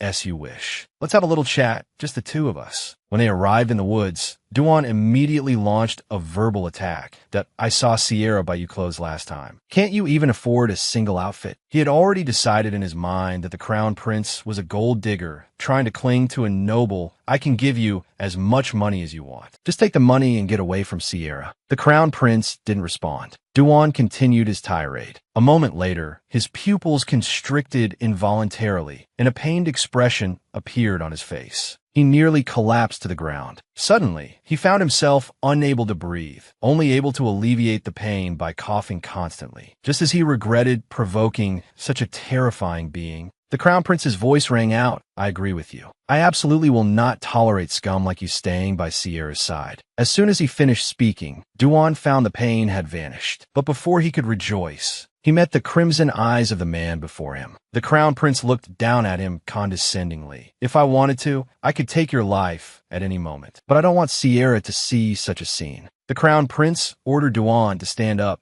I can give you one more chance. After hearing the command, Duan found his body unresponsive, only able to be manipulated by the other man. Before I hurt you, get away from me immediately. After you return, forget everything that happened today. Watching Duan walk further and further away, the Crown Prince thought this time, I should have completely dealt with this scum. But the next moment, he felt a sharp headache. Influenced by the crimson full moon, the Crown Prince's heart beat faster and faster. He hadn't expected that using just a little bit of power would nearly make him lose control of the dragon's power within him. He immediately reached into his inner lining to retrieve a potion. His hand trembling uncontrollably, he brought the potion to his lips. Finally, the potion slipped from his grasp and shattered on the ground. Meanwhile, Sierra was still waiting in the original spot for the Crown Prince to return. She thought that a villain like Duan, who only knew how to shout and make a fuss, couldn't possibly do anything to the Crown Prince. But for some reason, she felt anxious. Suddenly, she noticed the unusual silence around her. She instantly panicked. Logically, Duan should have been beaten to a pulp by the Crown Prince, but now she couldn't hear a single sound. Thinking this, she hurried towards the woods, calling out the Crown Prince's name as she ran. But after calling for a long time, she received no response. Suddenly, Sierra discovered the shattered potion vial and the Crown Prince's clothing. Just as she thought the Crown Prince had met with misfortune, the shadow of a giant dragon completely enveloped her. Sierra broke out in a cold sweat at the sight. She hadn't expected the Empire's evil dragon to appear behind her. Terrified, she quickly covered her head and screamed. But the dragon's attack never came. Opening her eyes, she saw a cute, silly little black dragon hatchling staring at her happily. The girl then remembered that the black dragon hatchling from that night was actually the Crown Prince. The evil dragon, feared by all, was actually an adorably small black dragon hatchling. Noticing him, Sierra immediately recalled her dream from that night. The Crown Prince had looked just like this when he transformed into a dragon. So, she hid the dragon hatchling in her clothes and took him home. The servants were startled to see their lady covered in dirt. Although Sierra insisted she was fine, May, her maid, became suspicious of the men's formal wear in Sierra's hand. It was just a date, yet her lady was as dirty as if she had rolled around on the ground. Seeing that May was about to say something scandalous, Sierra hurriedly fled, May's exasperated admonishments echoing behind her. Miss, remember, it only counts as dating if you've kissed. Don't let this kind of man deceive your feelings. Sierra slammed the door shut. This unusual behavior made May even more convinced that her lady was hiding something. Back in her room, Sierra quickly opened her clothes to let the dragon hatchling breathe. Seeing that he didn't seem uncomfortable or in pain, Sierra breathed a sigh of relief. Then, to clarify her doubts, Sierra handed the dragon hatchling a piece of paper and a pen. She hoped he could write down how to change back to his original form. The dragon hatchling immediately started scribbling on the paper. As he was writing, Sierra leaned in for a closer look. The word kiss was clearly written on the paper. Could it be that a kiss would return him to his original form? But the dragon hatchling shook his head. Then, blushing, he continued to write, Do you also think that only after a kiss can we truly be considered lovers? Sierra was stunned. Even as a dragon hatchling, the Crown Prince was still thinking about such things. At this moment, Sierra thought that the Crown Prince must not have drunk the potion. She wanted to report this to the royal family. But upon hearing this, the dragon hatchling immediately immediately and seriously wrote back on the paper, "Don't tell the royal family." It turned out that the crown prince could still maintain his sanity after transforming into an evil dragon. Currently, only Sierra knew this. Moreover, even without the red full moon, the crown prince could freely change his form. Sierra's worried heart finally settled down. Seeing the dragon hatchling's hand turn red from writing a few words, she figured he didn't have the strength to go anywhere else. So Sierra suggested that he could stay at her house before changing back to his original form. This way, at least he wouldn't encounter any danger. Even if there was danger, she could handle it with her abilities. The little dragon blushed and agreed. Just then, there was a knock at the door. It turned out to be May, coming to collect Sierra's dirty laundry. But she suddenly heard Sierra's startled cry. She quickly opened the door to check on Miss Sierra's safety, but instead saw a black dragon pounce on Miss Sierra's chest. May's brain immediately short-circuited. Sierra didn't know how to explain. The black dragon hatchling darted out from her embrace and then used magic on May. Soon, May's gaze became vacant. Then, she foolishly asked Miss Sierra where she got the flying lizard. She even tried to reach out and touch it, but the dragon hatchling swatted her with its tail. May immediately looked away. Baba. "Miss, do you really want to keep such a ferocious pet?" Sierra awkwardly explained that he listened to her very well. Hearing this, the dragon hatchling immediately climbed onto Sierra's hand obediently. It even rubbed against her in her arms without restraint. It seemed to be a lizard that would recognize its owner. After May tidied up a bit, she turned and left. After May left, Sierra asked the dragon hatchling if it was confusing magic. With magic, she could boldly take the dragon hatchling out. However, because it was too troublesome to use a notebook to communicate outside, Sierra suggested using symbols to communicate from now on. 2 circles mean yes. This means no. Finally, if you feel troubled or sad, you can use this. The little dragon nodded in agreement. Then, it gently placed its little claw on Sierra's hand. Soon, it was time to sleep. Sierra carried the dragon hatchling to a guest room and placed him on the bed. Then, she covered him with a blanket. Noticing the dragon hatchling blushing, Sierra warned him, "Even if your highness is a cute little dragon now, things that are not allowed are still not allowed." With that, she closed the door. The next morning, Sierra worried about what the little dragon should eat for breakfast. After thinking about it, she decided to ask him personally. However, on the way, she was stopped by the head servant, who said there was good news from the Marquis, her father, in the south. Sierra opened the letter, and her face instantly turned cold. Her father was forcing her to get re-engaged to Duval. Otherwise, he would kick her out of the family and let his stepson inherit the title. Her father was forcing his daughter to marry a notorious scumbag. In the past, when Sierra was engaged to Duval, her father had used the excuse of needing the Ashett family's help and persuaded her to consider the bigger picture. For this, she had worked desperately hard to earn money. The money she earned for the family was even more than the entire Ashett family's fortune. Yet, her father still wanted to kick her out of the family, even claiming it was for her own good. Seeing her father's clumsy excuses, Sierra's heart was filled with grievance and anger. And she finally knew that her father was determined to pass the title to his stepson. The little dragon beside her stared blankly at Sierra, unable to speak while she was angry. He hugged his arms as if to comfort her. This simple gesture calmed Sierra down slightly. She confided in the dragon hatchling, asking what she should do in this situation. She had always believed that she was constantly improving, but in an instant, she was back to square one. She still couldn't let it go. It felt like all her efforts over the years had been in vain. The dragon hatchling in her arms knew it was time to act. He took Sierra's hand and placed his little claw in her palm. The next moment, the black dragon hatchling, Ray, appeared online in the Life Island. Returning to the starting point isn't necessarily a bad thing. This might be a chance for you to regain what you lost before. Sierra, as long as you're determined, anything is possible. The worries she had just felt were instantly dispelled by Ray's words. Seeing Sierra's spirits restored, the relaxed Ray couldn't help but yawn. Seeing this, Sierra quickly picked him up. "Is it because you stayed up too late because of me?" she asked, preparing to take him back to her room. But Ray gripped Sierra's hand tightly, refusing to let go. Seeing that he refused to return to the room, Sierra knew this little dragon wanted to sleep with her again. The dragon hatchling in her arms had sparkling eyes, not hiding his desire and anticipation.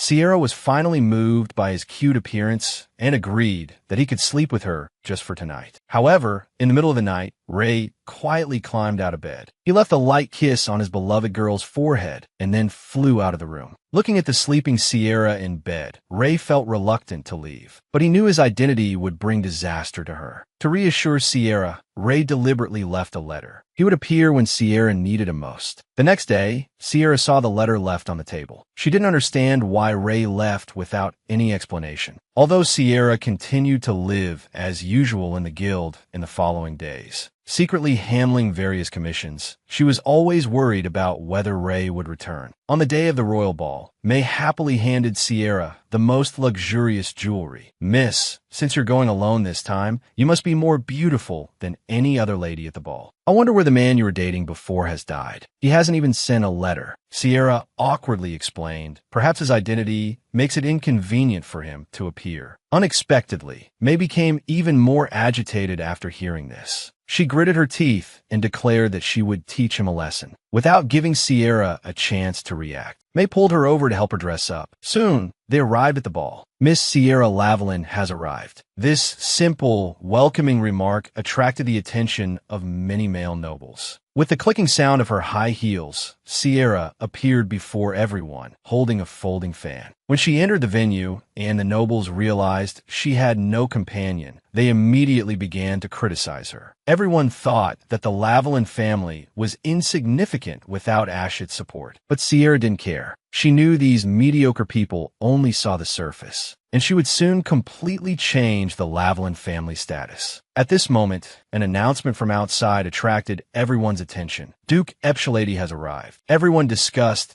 this suddenly appearing ducal family. Even Sierra, who had been in social circles for years, had never heard of them. But after seeing the Duke, everyone seemed to be under a spell and bowed to him. But the Duke ignored them and walked straight towards Sierra. Only when the Duke stopped in front of Sierra and greeted her did she react, lifting her skirt and curtsying in return. Then, the Duke extended his hand and invited Sierra to talk privately. Somehow, Sierra accepted his proposal, because she inexplicably felt that the man in front of her was somewhat familiar. But the former crown prince, in order to see his beloved girl, went so far as to transform himself into a black-haired, red-eyed appearance. Because this way, he wouldn't have to hide his presence beside his sweetheart. On the balcony, the Duke casually asked Sierra, "Why did you come to the ball alone, miss?" "I actually had a partner, but the situation changed." The Duke continued to ask, "Who did you hope would come with you?" "Someone who looks a lot like you, your grace." Hearing this, the Duke invited Sierra to the full moon festival ball. Sierra agreed, but even he himself didn't know why he agreed. At this moment, the Duke confessed to Sierra, "Actually, all this time, it was me who has been by your side, Mississippi." Before Sierra could understand the meaning of his words, the Duke pulled her into his arms. "Look at me, Sierra. I don't understand what you're saying, Reynaud, Duke Epshalady." Sierra felt her head spinning, making it impossible for her to think clearly. The reason she couldn't distinguish the man in front of her was that he had used an enchantment spell, and his purpose in doing so was simply to be with Sierra. After all, a few people in the palace had seen his face, but from now on, he wouldn't hide anything from her. The crown prince gently caressed the girl's cheek, pulling her entirely into his embrace. "Please believe me, Sierra." Suddenly, Sierra smelled a familiar fragrance. When she came to her senses, she found herself pressed intimately against the Duke, who looked as if he wanted to devour her, making her blush and her heart race. Then, Sierra saw the crown prince's image superimposed over the Duke. She stammered, "Ray." The Duke gave a faint smile, tacitly admitting that he was the crown prince.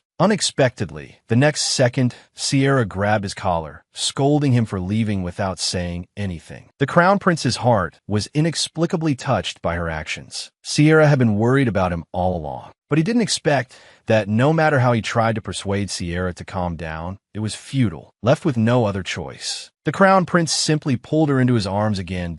"S.O. Do you know who I am now?" he asked, his voice laced with a playful tone. Sierra trembled and released her grip. She couldn't believe she had been grabbing the crown prince's collar. She wondered if she should jump from the balcony before being arrested and executed for lèse majesty. Moreover, the nonsense she had just spouted made her want to die of shame. But what she didn't know was that the crown prince had seen her flustered, adorable appearance. The crown prince chuckled. Miss was so worried about me that she couldn't sleep well. How could I possibly punish you? Sierra blushed crimson from head to toe. Sierra then learned from the crown prince that he would maintain this appearance for a while. This way, he could help her. Although she could handle everything on her own, it was always more reassuring to have someone by her side. Right? He said, extending his hand to her. Arm in arm, they returned to the ball. Meanwhile, at the ballroom, two nobles noticed figures approaching from afar. Seeing their attire, they both mistakenly thought it was Sierra Lavalin and eagerly greeted her. But upon closer inspection, they quickly apologized. I'm so sorry, Mississippi. We mistook you. As the woman's figure receded, the two nobles began to laugh openly, wondering if she had lost her mind. The woman who resembled Sierra was Tiliel, the female lead. She was frantically searching for Sierra. Suddenly, she spun around and spotted Sierra returning with the Duke. With a forced smile, she blocked their path. I've been looking for you, Sierra, she greeted. But Sierra was startled by the sight before her. Tiliel was wearing the exact same dress as her. Have you ever seen a friend like this? Someone who copies everything you do? Not only does she wear the same clothes, but she even wants the same boyfriend. In the past, Tiliel had lived in the slums, enduring biting winds and severe hunger every day. Then,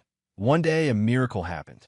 Sierra, like a goddess, pulled her out of the mire. From that day forward, Tiliel was deeply captivated by her, dreaming of becoming just like her. In Tiliel's eyes, Sierra's every move exuded confidence. Even her posture was perfect, and she even had a fiancé from a prominent family. To become more like the exceptional Sierra, Tiliel decided to imitate her, starting with the simplest hair accessories and clothes. Then came the affection of her fiancé. However, no matter how hard he tried, Sierra was always the most dazzling presence among everyone. At this moment, Sierra saw the female lead, Tiliel, and couldn't help but feel puzzled. She didn't understand why Tiliel was wearing the exact same dress as her and looked so self-satisfied. This wouldn't benefit Tiliel in any way. It would only become a spectacle in social circles. Just as Sierra was pondering Tiliel's purpose, Tiliel took the initiative to approach her, expressing her desire to chat. Just like before, the two of us together, warm and cozy. You'll agree, right? Tiliel said, tightly gripping Sierra's hand. Seeing this, the surrounding people immediately started whispering gossip. Helpless, Sierra agreed to go to the balcony with Tiliel to talk privately. The crown prince, worried that something might happen between the two, offered to go with Sierra, but Sierra refused him. She didn't think Tiliel's personality would lead her to harm anyone. Seeing that the crown prince was still worried, Sierra could only reassure him that she would be back quickly. Besides, her strength was more than enough to deal with Tiliel. Soon, the two arrived at the balcony. Sierra noticed that not only was Tiliel's dress the same, but even her accessories were identical. So, she asked Tiliel what the purpose of dressing like this was. Unexpectedly, Tiliel laughed and excitedly told Sierra, I ran all over every shop. Anything you bought, I've bought too.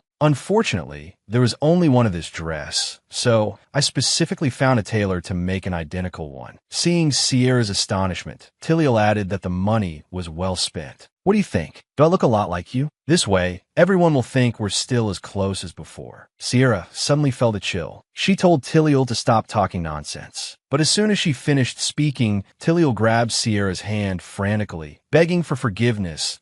I know you're angry with me because of Master Ashit, but I have nothing to do with Master Ashit now. We can go back to how we were before, right? Sierra's wrist was hurting from Tiliel's grip. However, Tiliel still refused to let go. If even Sierra left her, she would have nothing left. Sierra pulled her hand away, giving Tiliel a cold laugh that you're the one who ruined our relationship. But now that you feel like you have no one left, you've come running back to me. Hearing this, Tiliel panicked and tried to explain to Sierra, actually, I've always. However, before she could continue, Sierra interrupted her. Even if I broke up with Duval, our relationship can't be salvaged. Tiliel felt like the sky was falling. She didn't know what she would do in the future. But Sierra's heartless words came again that let's not see each other again. I'm no longer the person who cleans up your messes every day. Saying this, she turned to leave. However, the next moment, Tiliel lunged at her, begging her not to leave. But this pushed Sierra off the balcony. Just as Sierra was about to fall, the crown prince rushed out from the side and pulled her back just in time. This commotion attracted the onlookers at the ball. Hearing the surrounding people's noisy discussion, the crown prince advised Tiliel to leave, but she not only refused to listen, but also accused the crown prince of meddling. This is between Sierra and me. What right do you have to interfere? The crown prince's expression turned cold. Then aren't you playing the victim? If I hadn't shown up in time, the consequences would have been unthinkable. After saying that, he turned and left with Sierra. As they were leaving, Sierra glanced back at Tiliel. That look finally made Tiliel realize that Sierra was completely disappointed in her. She called out Sierra's name, but Sierra turned her head away, leaving Tiliel alone with the gossiping crowd.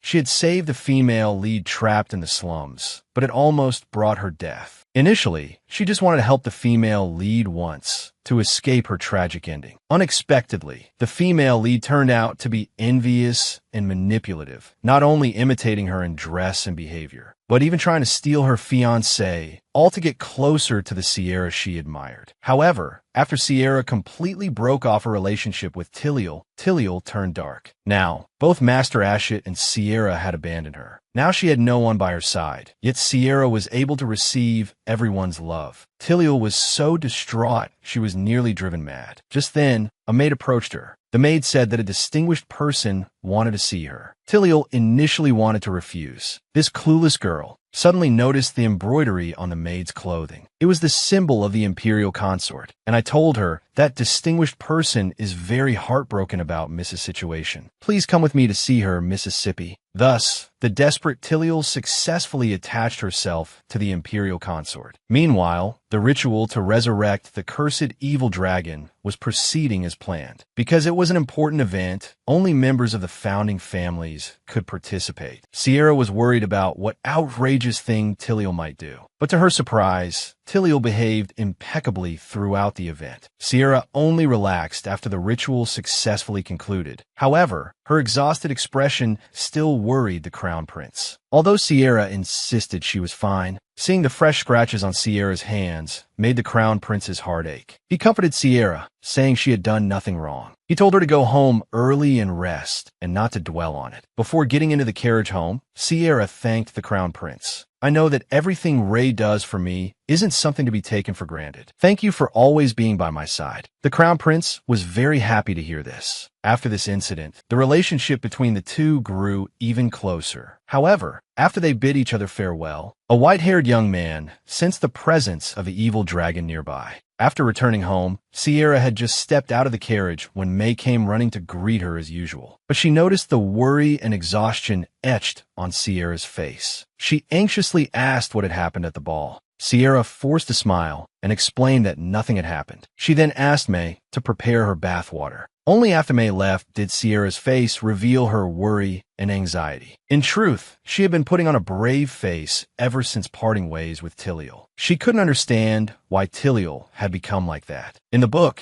Tiliel was the beloved female lead, adored by everyone. Yet, because of Sierra's appearance, she had become a scheming and obsessive person. Sitting stiffly in front of her vanity, Sierra was consumed by guilt. But then she reconsidered. Perhaps it wasn't her fault. After all, it wasn't just the female lead. Even a male lead was different. The book said he was easily angered due to a curse. Yet when the red full moon rose, he transformed into a little black dragon. However, what confused Sierra the most was why the crown prince would agree to her outrageous proposal of an open relationship. Why did he hide his identity from everyone else, yet choose to reveal it to her? Sierra rubbed her forehead, feeling that the male and female leads must be hiding something. Unable to figure it out, she went to the study to work and pass the time. Just then, May came to find Sierra with a troubled expression. Seeing that May kept glancing at her, Sierra told her to speak her mind. May nervously handed her a letter. The Marquis says he's returning home soon. If he finds that Miss hasn't gotten re-engaged, he won't spare those who serve you. How frightening. Sierra looked at the letter in disbelief. She gave a bitter laugh. She hadn't expected her father to stoop so low as to threaten the safety of her servants. Looking at the trembling May, Sierra told her not to worry. She would use all her power to protect them. The highborn daughter of the Marquis opened a street food stall. Upon hearing this, the crown prince immediately transformed into his little black dragon form to show his support. But when the skewers were presented to him, he refused to eat them. Only after the girl took a bite did he begin to enjoy it with relish. It turned out that not long ago, Sierra's deadbeat dad, in order to force her into an engagement, threatened the safety of the Fordham servants. So Sierra went to the guild to discuss countermeasures with Ryder. In fact, the wealth accumulated by Sierra's guild was enough to buy 10 Ashit families. And her original intention in establishing the guild was to break off her engagement. But as fate would have it, her deadbeat dad seemed to have reached an agreement with the Ashit family. When Ryder saw the letter her dad sent to Sierra, he couldn't believe it. Even in the 22nd century, such acts of selling one's daughter still existed. Sierra was also furious at her dad's threats. She really wanted to throw the guild's money in his face. However, as a descendant of a founding father, running this kind of underground guild could lead to serious consequences. So Sierra decided to expand the guild's business. Ryder immediately jumped up after hearing this. Hadn't Miss been against me expanding the business? But Sierra said she wanted a legitimate business. This left Ryder confused. The scope of this business shift was too broad. Without giving Ryder time to guess, Sierra quickly gathered the guild's staff. Everyone looked troubled when they received the proposal because the drawing on it was too abstract. It looked like some kind of new torture device. Unexpectedly, the next moment, Sierra pointed to the skewer stand beside the paper and said that this was the main product they would be selling in the future. Ryder held the drawing and asked incredulously, "Is this a chicken skewer?"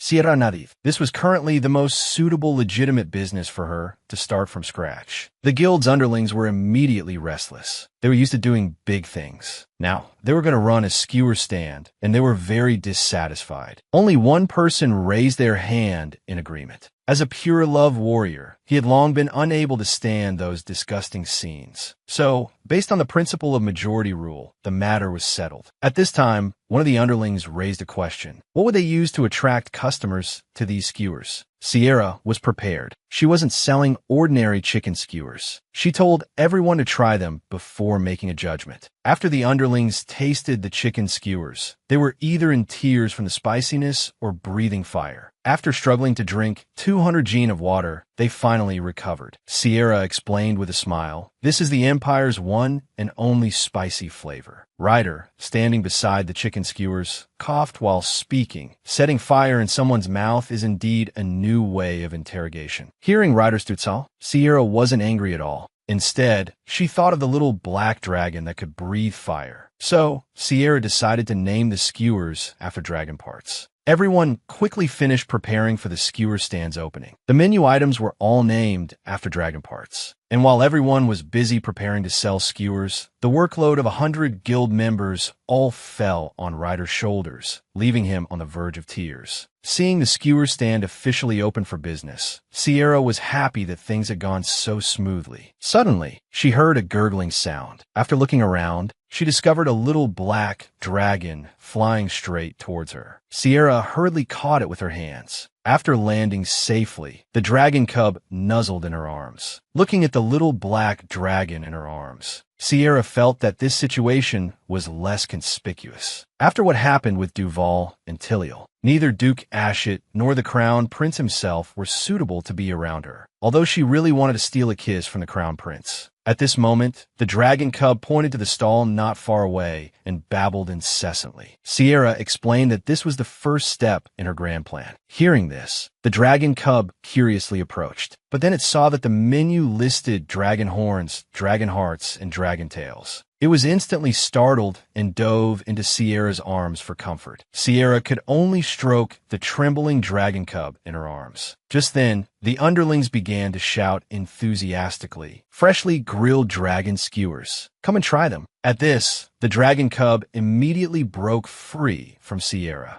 Clutching his little tail with a pitiful expression, the little black dragon wrote, "No, no," on Sierra's hand. Exasperated, Sierra decided to show him. She grabbed a skewer from the stall. The dragon shook his head, refusing to eat. Sierra took a bite and told him it was just ordinary meat. She then offered it to him again. Looking at the bite marks Sierra had left, the little dragon took a bite. His eyes immediately lit up. Anything Sierra ate was delicious. This scene of the little dragon munching on a skewer happened to be witnessed by a mother and son passing by. The boy with the watermelon-shaped haircut tugged at his mother's sleeve. "Mommy, I want what that flying lizard is eating." Sierra couldn't help but feel speechless. Why did the crown prince always insist on disguising himself as a lizard? Then, the mother and son arrived at the skewer stall. The boy with the watermelon haircut took a large bite, but the spice immediately brought tears to his eyes. His mother, seeing this, became very worried and snatched the skewer from her son, popping it into her own mouth. The sight of the mother and son fighting over the skewer attracted the attention of passers-by. In no time, a large crowd gathered at the skewer stall. A burly man, seeing a bunch of people succumbing to the spice, became intrigued. He ordered 5 skewers, wanting to challenge the spiciest ones. Ryder, with a mischievous grin, slathered them in chili sauce and suggested he make an appointment with a proctologist first. Seeing the bustling crowd around the skewer stall, Sierra smiled radiantly. Excitedly, she told the little dragon that this was the first step for the Lomino's merchant group she had founded. He was the Empire's most noble crown prince, and also the most love-struck, wife-doting maniac. Not only did he valiantly drive away her scumbag fiancé, but he also transformed into a little black dragon to amuse her. But when Sierra asked why he was so good to her, the crown prince couldn't bring himself to reveal the truth. Not long ago, Sierra opened a skewer stall. The crown prince rushed over to support her. To attract customers, the crown prince deliberately munched on a chicken skewer in front of a child. However, the curious child asked Sierra, "Is this lizard your pet, miss?" Sierra looked awkwardly at the little black dragon before her, then shamelessly admitted it, making the child envious. What's his name? Hearing this, the little dragon in her arms also looked forward to the name Sierra would choose. However, Sierra was terrible at naming things. Since he only made gurgling sounds, she simply named him Goo Goo. The little dragon couldn't help but shed a tear. Was this his name as a fearsome dragon? After the child went to eat his chicken skewer, Sierra held Goo Goo and thanked him. "Thanks to Goo Goo, my stall is so popular." The skewer stall stayed open until the evening lantern festival before closing. Ryder handed Sierra the day's sales report. He couldn't understand why she insisted on donating a portion of the profits to the temple. Even with the stall's booming business, the donation was a significant expense. But Sierra just smiled and told him to do as she said. She also instructed him to inform the customers about the donation. In truth, she didn't expect to make much money from the small skewer stall. She just wanted to use it as an opportunity to introduce more people to the new Lomino's merchant group. But some people just didn't get it. Listening to his subordinate's report, Duval felt a sense of rivalry toward Sierra. He presumptuously assumed that Sierra had lost the Ashit family's support and, desperate, had resorted to investing in a skewer stall. And this laughable act was just Sierra's way of putting on a brave face, refusing to admit her plight. Thinking this, he relaxed, fantasizing about Sierra returning to him after facing reality. He then inquired about Marquis Lavalin, only to learn that the Marquis was stranded on the road due to a carriage malfunction. So he ordered his men to assist the Marquis and keep a close watch on the Lomino's merchant group. For the next few days, Sierra continued working with Ryder and the others until late at night. The crown prince worried about Sierra's health. He believed she was afraid the Ashit family would interfere with the merchant group's success. He reassured Sierra not to worry. If Duval caused any trouble, he wouldn't let him get away with it. But Sierra explained that was only part of it. She was more afraid of what might happen with her father. The crown prince said that the Marquis needed some food before returning to the capital. This struck Sierra as odd. She had only just learned that her father's carriage had broken down. Could it be that Rainey had sabotaged it? The crown prince blushed crimson, unsure how to explain. Under Sierra's persistent questioning, the crown prince sheepishly admitted to deliberately damaging one of the carriage wheels. "But I only did it because I wanted to be of assistance to you, Mississippi. I know you're capable of handling this on your own, but I couldn't just stand by and do nothing." The crown prince's heartfelt words struck a chord with Sierra. Taking advantage of the intimate atmosphere, Sierra asked the question that had been on her mind for a while. "Rainey, why are you so good to me?" The crown prince was clearly touched by Sierra's question, but ultimately, he didn't answer it directly. He simply said it was because they had made a pact, and helping her break off her engagement was part of that pact. Sierra was a little disappointed with this answer. From the crown prince's evasive gaze and fidgeting, she could tell he was lying. I know our relationship is mutually beneficial. You help me break off my engagement, and I help you get your fiancé back. But Rainey, you have no intention of winning back Tyariel's heart, do you? You've run into each other several times, but you haven't even looked at her properly once. And even without Tyariel's purification ability, you wouldn't be affected by the curse. Sierra then asked the crown prince again what his reason was for agreeing to their mutual infidelity. The crown prince didn't answer, as he didn't know how to explain. He gently took Sierra's hand. Soon, I'll tell you everything. Please give me a little more time. Seeing Sierra's silence, the crown prince softly reassured her, "You're not angry with me, are you, miss?" Though his words were still filled with affection, Sierra decided to stop pressing him. She suddenly felt afraid of hearing the answer. Perhaps it wasn't the right time for him to explain. So she apologized to the crown prince, saying she wasn't angry. "I shouldn't have pressed you so much. You don't need to answer me now. I was just a little curious." Even though Sierra didn't mean to blame him, the crown prince still felt a pang of disappointment when she pulled her hand away. Watching her walk away, the crown prince felt melancholic. After transmigrating into the book, she became best friends with the female lead. But the female lead hooked up with her fiancé and shamelessly suggested they could still be best friends. In a fit of anger, the girl wrote a letter to the male lead, the crown prince. "Since your bride-to-be is with my fiancé, why don't we just get together?" And so, Sierra and the crown prince made a pact. She would help the crown prince win back the female lead's heart, and he would help her break off her engagement with the scumbag. But what Sierra didn't expect was that the crown prince seemed to have been targeting her from the beginning. That day, she finally asked the crown prince the question that had been on her mind. Why was he so good to her? The crown prince's eyes darted around as he explained that he simply wanted to help her break off her engagement. But if that were true, there was no need for him to go to such lengths for her. The crown prince's flushed face and fidgeting hands gave him away. So Sierra asked him why he had agreed to the pact in the first place. But the crown prince didn't tell her immediately. He only promised to tell her everything in the future. For some reason, Sierra suddenly felt afraid of hearing the truth. She hurriedly excused herself from the crown prince. That night, Sierra dreamt of the golden dragon again, and it was still incredibly flirtatious, constantly clinging to her. Sierra didn't sleep well all night. The next day, she arrived at the underground guild early to handle her business. LYD brought Sierra good news and bad news. The good news was that the Luminous merchant group he founded had reached social circles. This new type of merchant group had caught the attention of the nobles. But when it came to the bad news, LYD became hesitant. It turned out that her former fiancé, Duval, wanted to interfere in the merchant group's dealings. He was using twice the amount of support funds offered to Sierra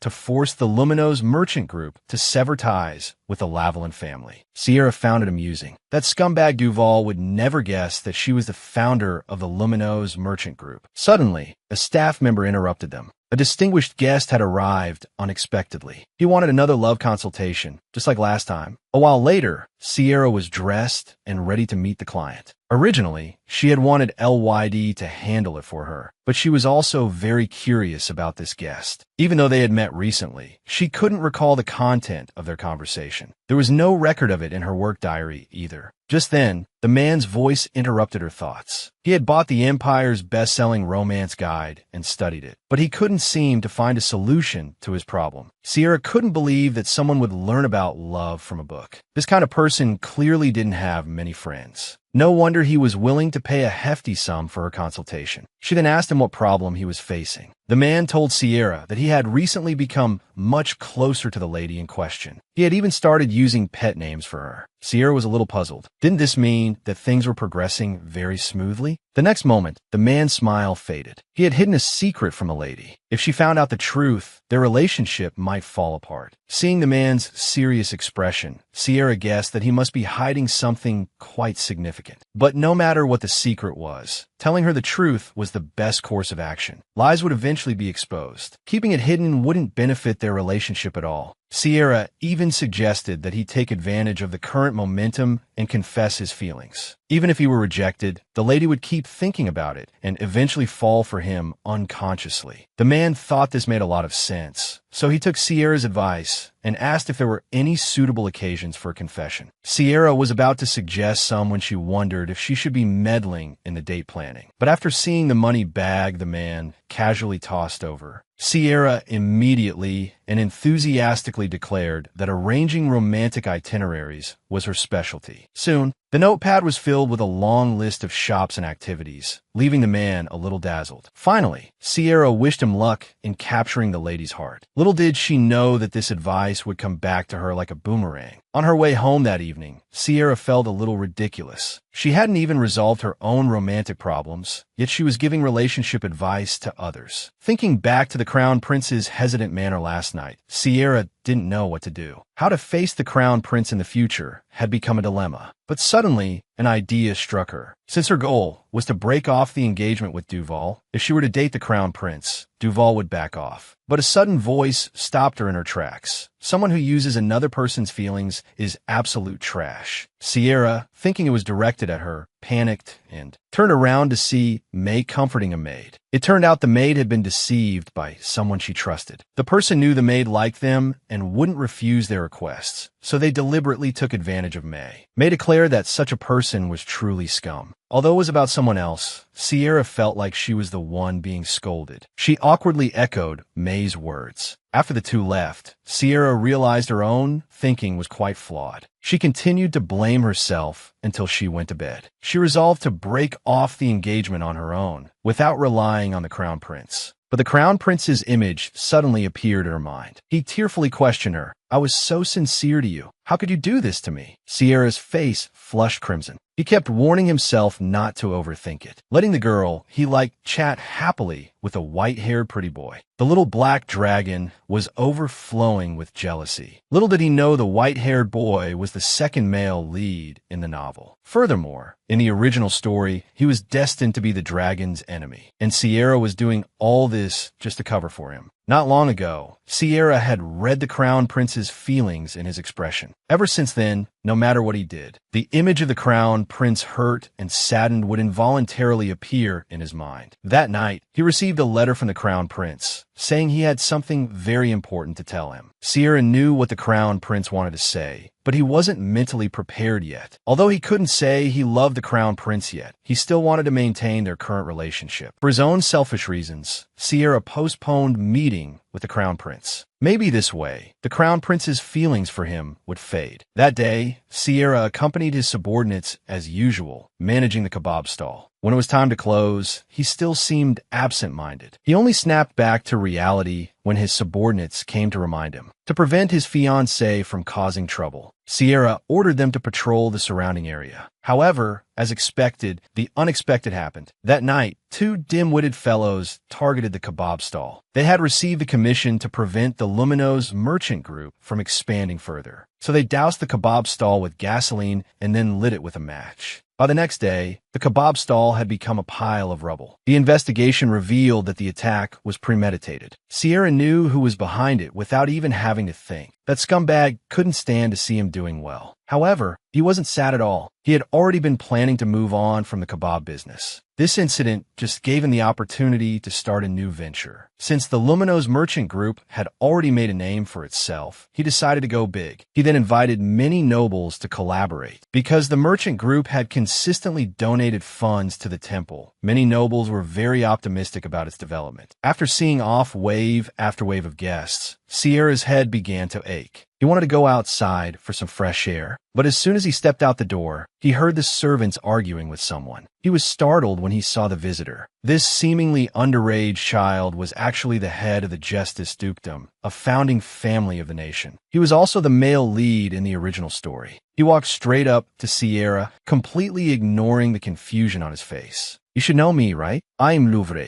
I'm just here to talk to you, Shiriel. Although this simpleton got his name wrong, Sierra didn't dare to give him a cold shoulder. Because in the original story, Louvre was an extremely dangerous character. He possessed the ability to kill someone just by thinking about it. If the Lavalin family existed to trap the evil dragon, then the Justice family existed to kill it. In terms of power, no one in the entire novel could rival him. His only weakness was that Louvre was destined to live his entire life in the form of a child. However, in the original story, he transformed into his adult form to protect the female protagonist. This was also the reason why Sierra was willing to accommodate him. After all, it was he who had changed the original plot, causing him to remain in this childish form. Sierra asked Louvre if he also intended to do business with him, but the other party coldly refused. His purpose in visiting was to find out the identity of the man beside him at the last royal ball. Sierra was shocked. He didn't expect Louvre to still remember. The crown prince had used magic to confuse everyone's memories. Logically, no one should remember Ashley, the crown prince. Louvre explained that he had sensed an evil aura from that man at the time, and afterward, he had asked other attendees of the ball, but none of them remembered such a person. This matter was simply too suspicious. Although Sierra didn't know why Louvre still remembered, he knew he absolutely couldn't let the crown prince and Louvre meet. So he played dumb, pretending he didn't know anything and didn't remember who his male companion was at the time. Hearing this, Louvre snorted. Seeing your foolish expression, it doesn't seem like you're lying. It seems you were also tricked by the other party. Seeing how protective Louvre is, Sierra decided to ramp up her performance. Unable to get any information out of her, Louvre prepared to leave. Then, he gave Sierra a gift. Inside was a gemstone necklace, clearly expensive at first glance. Sierra didn't want to accept such a precious gift for no reason. But Louvre insisted, saying it was for his intrusion into her residence. Perry added that if Sierra refused to accept it, he would just stay put and not leave. Sierra realized he wasn't joking and reluctantly accepted the gift. Before leaving, Louvre asked Sierra to inform him immediately if she had any news. Sierra agreed with a smile, but thought to herself, you can forget about it. This scene happened to be witnessed by the crown prince, transformed into a little black dragon outside the window. The happier Sierra smiled in front of other men, the more uncomfortable he felt, and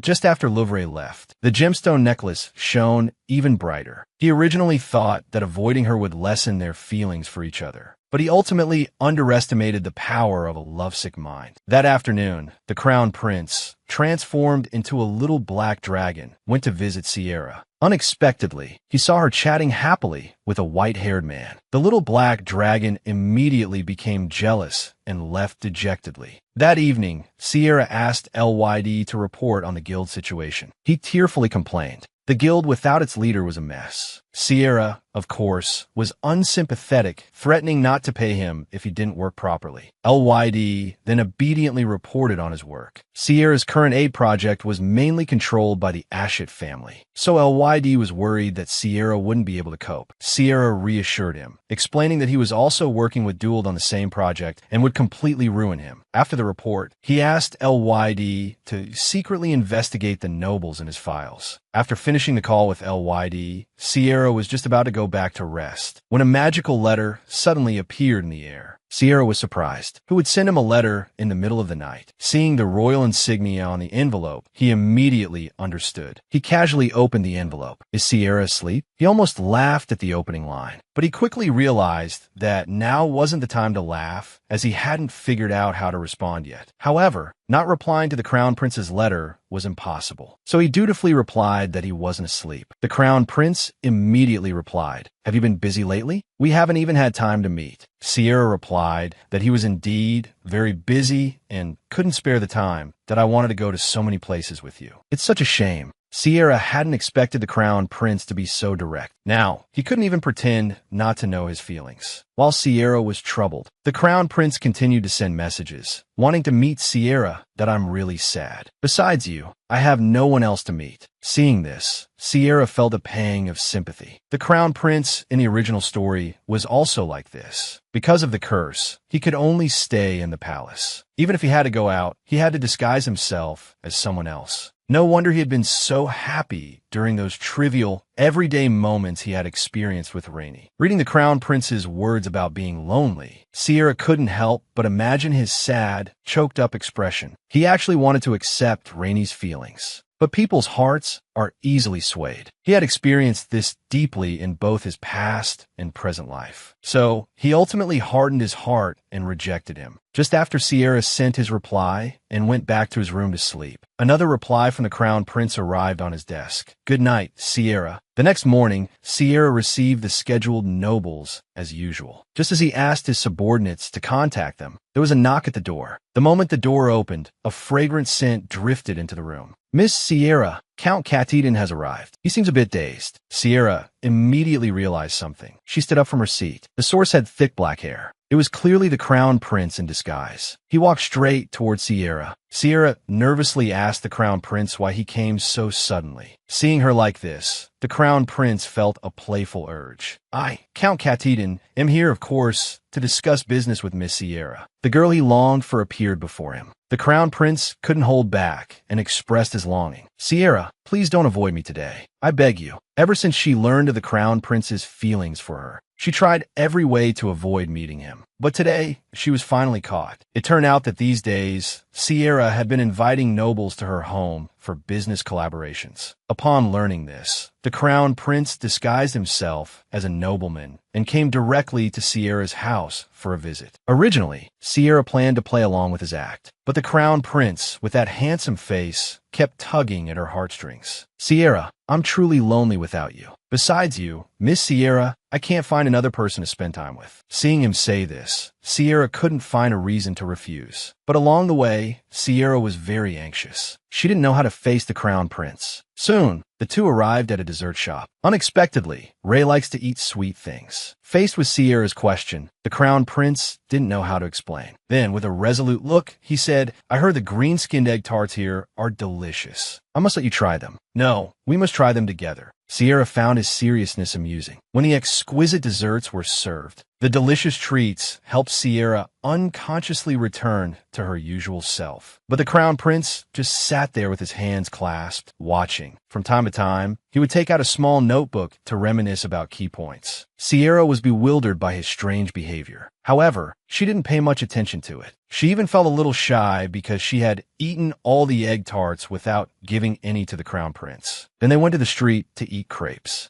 And then they went to a famous steakhouse. Although everything was delicious, Sierra felt something was strange. Finally, she remembered. These places were exactly the same as the date plan she had made for someone. The thought that she was currently on a date with the Crown Prince made her feel shy again. The Crown Prince noticed her strangeness and asked if she was dissatisfied or tired. Sierra quickly explained that she was fine, but her heart was in turmoil. Then the Crown Prince suggested they go watch the sunset. Sierra wanted to refuse, saying it was getting late, but the Crown Prince used his old trick, playing the victim card, saying he didn't have the chance to go out and play when he was young, so he hoped Sierra could stay with him a little longer. In the end, impulse defeated reason. Sierra agreed to watch the sunset, but she would go home after a short while. So, the sly Crown Prince took her to the side of the church. Although it was indeed an excellent place to watch the sunset, he clearly had other intentions. Sierra obediently watched the sunset, while his gaze remained fixed on her. Noticing the Crown Prince's gaze, Sierra wondered why he was looking at her. Was the sunset not beautiful?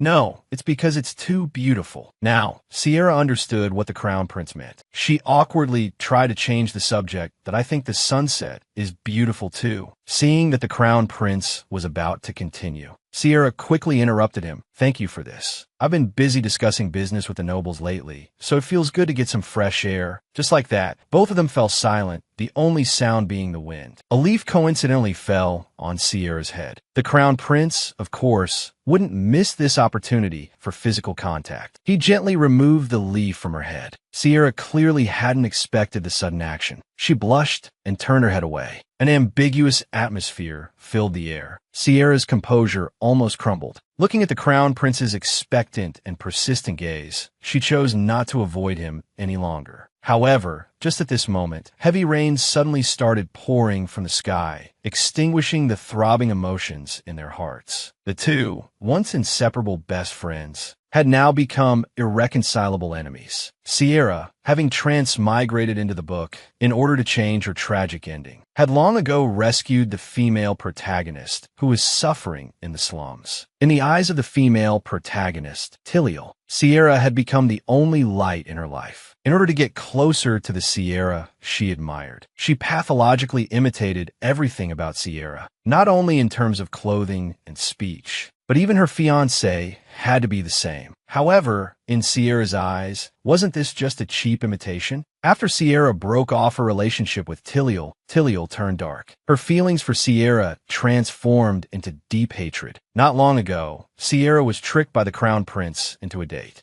The Crown Prince finally found a chance to express his feelings, but the sudden downpour ruined the moment. So the Crown Prince hurriedly found a place to take shelter from the rain. At this time, both of them were still immersed in the previously ambiguous atmosphere. Sierra accidentally met the Crown Prince's gaze and quickly turned her head away shyly. To ease the awkwardness, she started complaining about the sudden rain. However, the attentive Crown Prince knew that Sierra was susceptible to getting cold in the rain, so he took off his coat and draped it over her. The Crown Prince urged Sierra to stay warm, lest she catch a cold. Sierra had just said she was fine when the Crown Prince blurted out, "You're fine, but I'm not." Seeing the love-filled look in the Crown Prince's eyes, Sierra's heart involuntarily began to race. She was shaken by these repeated ambiguous moments. Every time she tried to escape, he would pursue her even more intensely. Sierra knew this wasn't a solution. She wanted Ray to hear her thoughts. "Actually, I want to keep avoiding this. I thought that if I pretended not to know, it would just fade away. Although I know it's wrong to do so, I usually just pretend to be strong. When I have to fight alone, I easily panic. Actually, I'm very scared. I'm afraid that once I hear those words from Ray, our relationship will change drastically. So Ray, can you give me a little more time? Then, no matter what you say, I'll accept it." The Crown Prince didn't show much expression after hearing this. On the contrary, he felt very happy. He hadn't expected Sierra to be troubled by these issues for his sake. Then he told Sierra that he was willing to wait, no matter how long it took. But he wouldn't wait passively. He would work hard so that Sierra could be more certain of her feelings. Sierra accepted this proposal. And while Sierra and the Crown Prince were being lovey-dovey, on the other side, the Empress summoned Tiliel in the palace. She had long heard of Tiliel's misfortune and felt sorry for her. She even told Tiliel to be prepared to take back everything from Sierra. Hearing this, Tiliel's face was full of confusion, but the Empress insisted that everything Sierra possessed should have belonged to her. After all, Sierra originally wanted to break off her engagement with Duel. But after learning that you liked Duel, Sierra's attitude changed completely. She even deliberately distanced herself from you.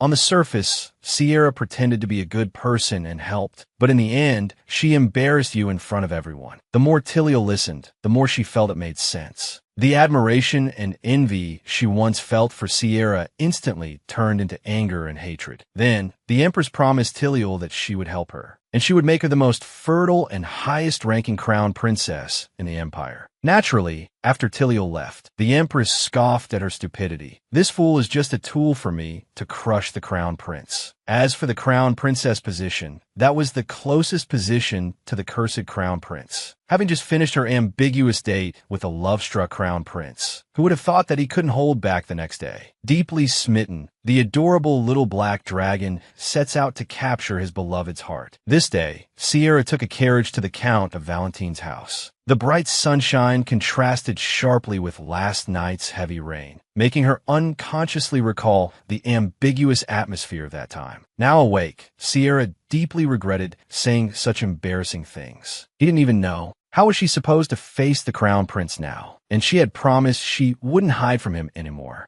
At that moment, the carriage arrived at its destination. Countess Valentine personally greeted Sierra at the door. Life after the divorce was much more comfortable for the Countess. She felt 10 years younger. The two went to the courtyard to talk. It turned out that this time, the Countess was providing a significant amount of funding to support Sierra's trading company. This money wasn't just a return for Sierra's past help, but also represented the Countess's confidence in Sierra's project. However, the Countess felt this wasn't enough. She suggested Sierra aim for the Summer Star. It was a symbol of honor awarded annually by the Empress to the nobility. It was a way to build a vast network of connections. The Countess believed that although competition for the Summer Star was fierce, The excellent Sierra would certainly stand out among the other nobles. Later, a man arrived at Sierra's door. Seeing the magnificent crest of the Marquis's mansion, the man instantly felt nervous. Thinking he must have been tricked, he was about to turn and leave when a voice called out to him. Sierra invited the man inside with a bright smile. It turned out the man's name was Alp. He was someone who spent his days working on seemingly useless inventions. Sierra had specifically written to invite him to collaborate because Sierra clearly remembered that this shy man, awkward in social interactions, would one day become a renowned archmage. Meanwhile, Alp, having arrived in Whitwick City, was trembling with nervousness. He couldn't believe that the young lady of the founding family would approach him. His past inventions had only been met with ridicule, and he was often chased away as a fraud. Yet today, a noble had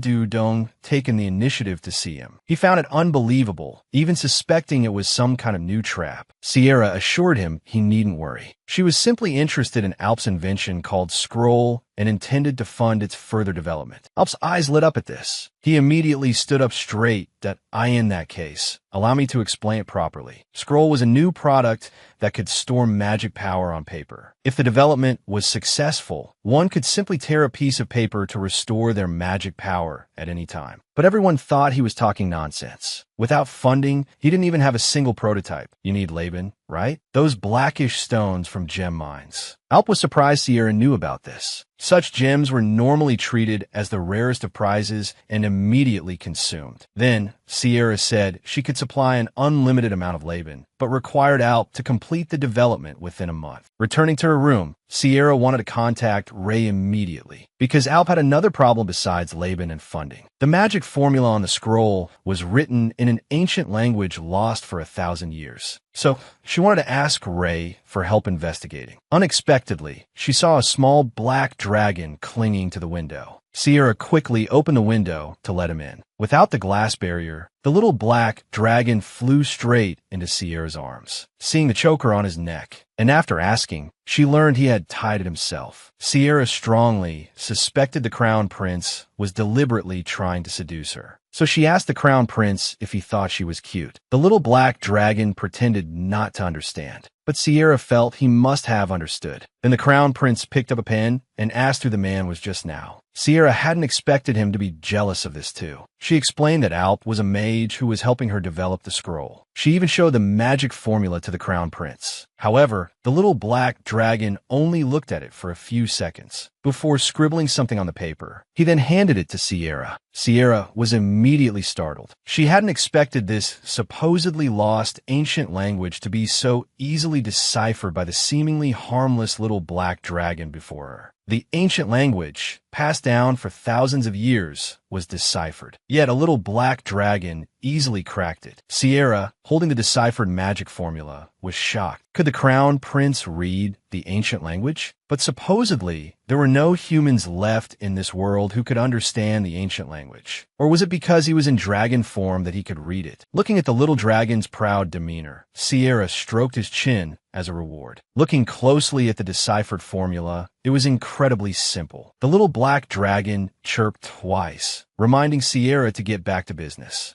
Sierra quickly called Lame, instructing him to send a letter to Alp, informing him that the magic formula had been completely deciphered. Afterwards, Sierra arrived at a complex residential area. This was Alp's home. It was Sierra's first time in such a place. Knocking on the door, a harsh creaking sound accompanied the opening of the wooden door. Alp, sporting heavy dark circles under his eyes, clearly hadn't slept for days. He then invited Sierra inside. The inside was cluttered, with barely any space to stand. Alp immediately returned to his seat to continue his research. Suddenly, he remembered the letter mentioning the deciphered formula, which was precisely the reason for Sierra's visit. Upon receiving the magic formula, Alp's face lit up with excitement. His expression clearly indicated the formula's correctness. However, he was curious how Sierra had managed to decipher it. Sierra explained that it wasn't her, but her pet lizard who had helped decipher it. Alp was obviously skeptical. How could a lizard understand the ancient language? Sierra was struggling to explain. Alp turned back and immersed himself in his research, following the new magic formula. He remixed the magic potion and added the Laban gem to the solution. The solution quickly reacted, resulting in a violent explosion. Alp sat on the ground, covered in soot. Sierra rushed forward to check on him, but Alp just stared at something in his hand, without answering. Finally, he realized the experiment was a success. Without the deciphered formula, he might have been forever labeled a fraud. But now, with Sierra's help, he had successfully created it. He instinctively wanted to hug Sierra, but as his hand touched her waist, the little black dragon suddenly pounced on Alp's face, stopping him and swatting him with his tail. Alp, realizing his impropriety, apologized. Sierra quickly picked up the little dragon and asked Alp if he was hurt. Her uncle got jealous easily, but Alp didn't hear her, completely engrossed in admiring the scroll. Now that the scroll had been successfully created, the only thing left was to promote it. Alp was only good at inventing. He wasn't interested in these matters. So, Sierra took on the task of promoting the scroll. She also warned Alp to always keep the dragon secured before taking him anywhere. Back home, Sierra looked for suitable nobles to help with promotion, but couldn't find anyone satisfactory. Then, May came in carrying a pile of gifts. He told Sierra that they were all sent by someone named Isleready. Sierra remembered this was the Crown Prince's other identity. The little black dragon quickly feigned ignorance. Sierra asked May to put the gifts on the table.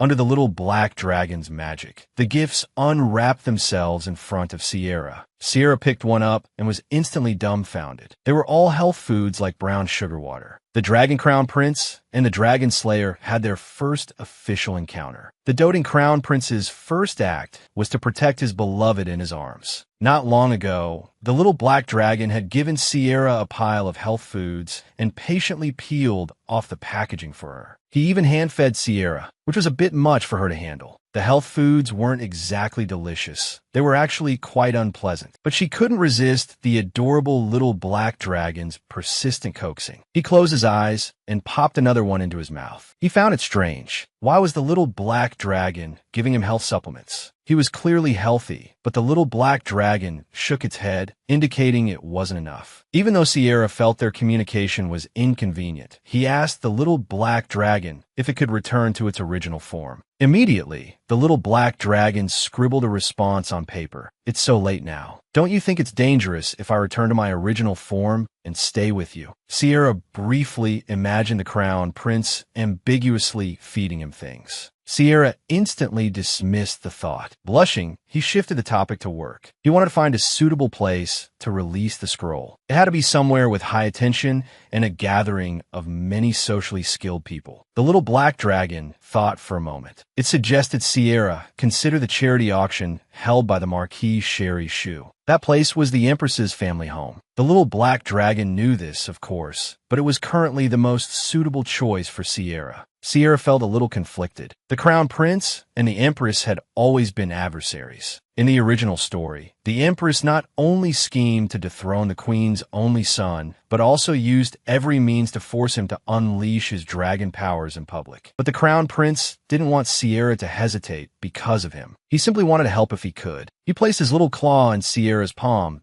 "I'll go with you that day." Sierra suddenly felt inexplicably reassured. The day of the charity gala soon arrived. News of the Luminos merchant group's participation in the auction spread. Many nobles sneered at the recently emerged Luminos merchant group. They believed it couldn't possibly offer merchandise worthy of the gathering. A tactless woman laughed derisively. Sierra heard her and walked over. "Thank you all for paying so much attention to the Luminos merchant group, which I sponsor." Although he spoke politely, no one dared to utter another word. Sierra suppressed his annoyance, thinking, "Don't come begging me to sell you scrolls later." He was just about to check on the auction preparations when his heart suddenly skipped a beat. Louvre was standing right before him. He quickly turned his head, pretending not to see him. But Louvre had clearly noticed Sierra and chased after him, asking why he was hiding. When Sierra feigned ignorance, Louvre didn't seem to mind. He then greeted Sierra again, using the wrong name. "Hello, Shiriel." Sierra responded respectfully. Just then, Louvre noticed Sierra was wearing the necklace he had given him. Actually, Sierra hadn't wanted to wear it, but May had said it matched his outfit for the day. Your maid was right. This necklace is perfect for today. Sierra didn't understand the meaning behind those words, but just in case, he decided to avoid him. However, just as he was about to excuse himself, the crown prince, disguised as Duke Ialready, walked towards him. Sierra immediately panicked. If these two met, who knew what would happen? I should have heard of you, if you're a noble family that can attend such a grand gathering. But this is the first time I've heard your name, Duke Ialready. The crown prince realized his magic wasn't working on Louvre,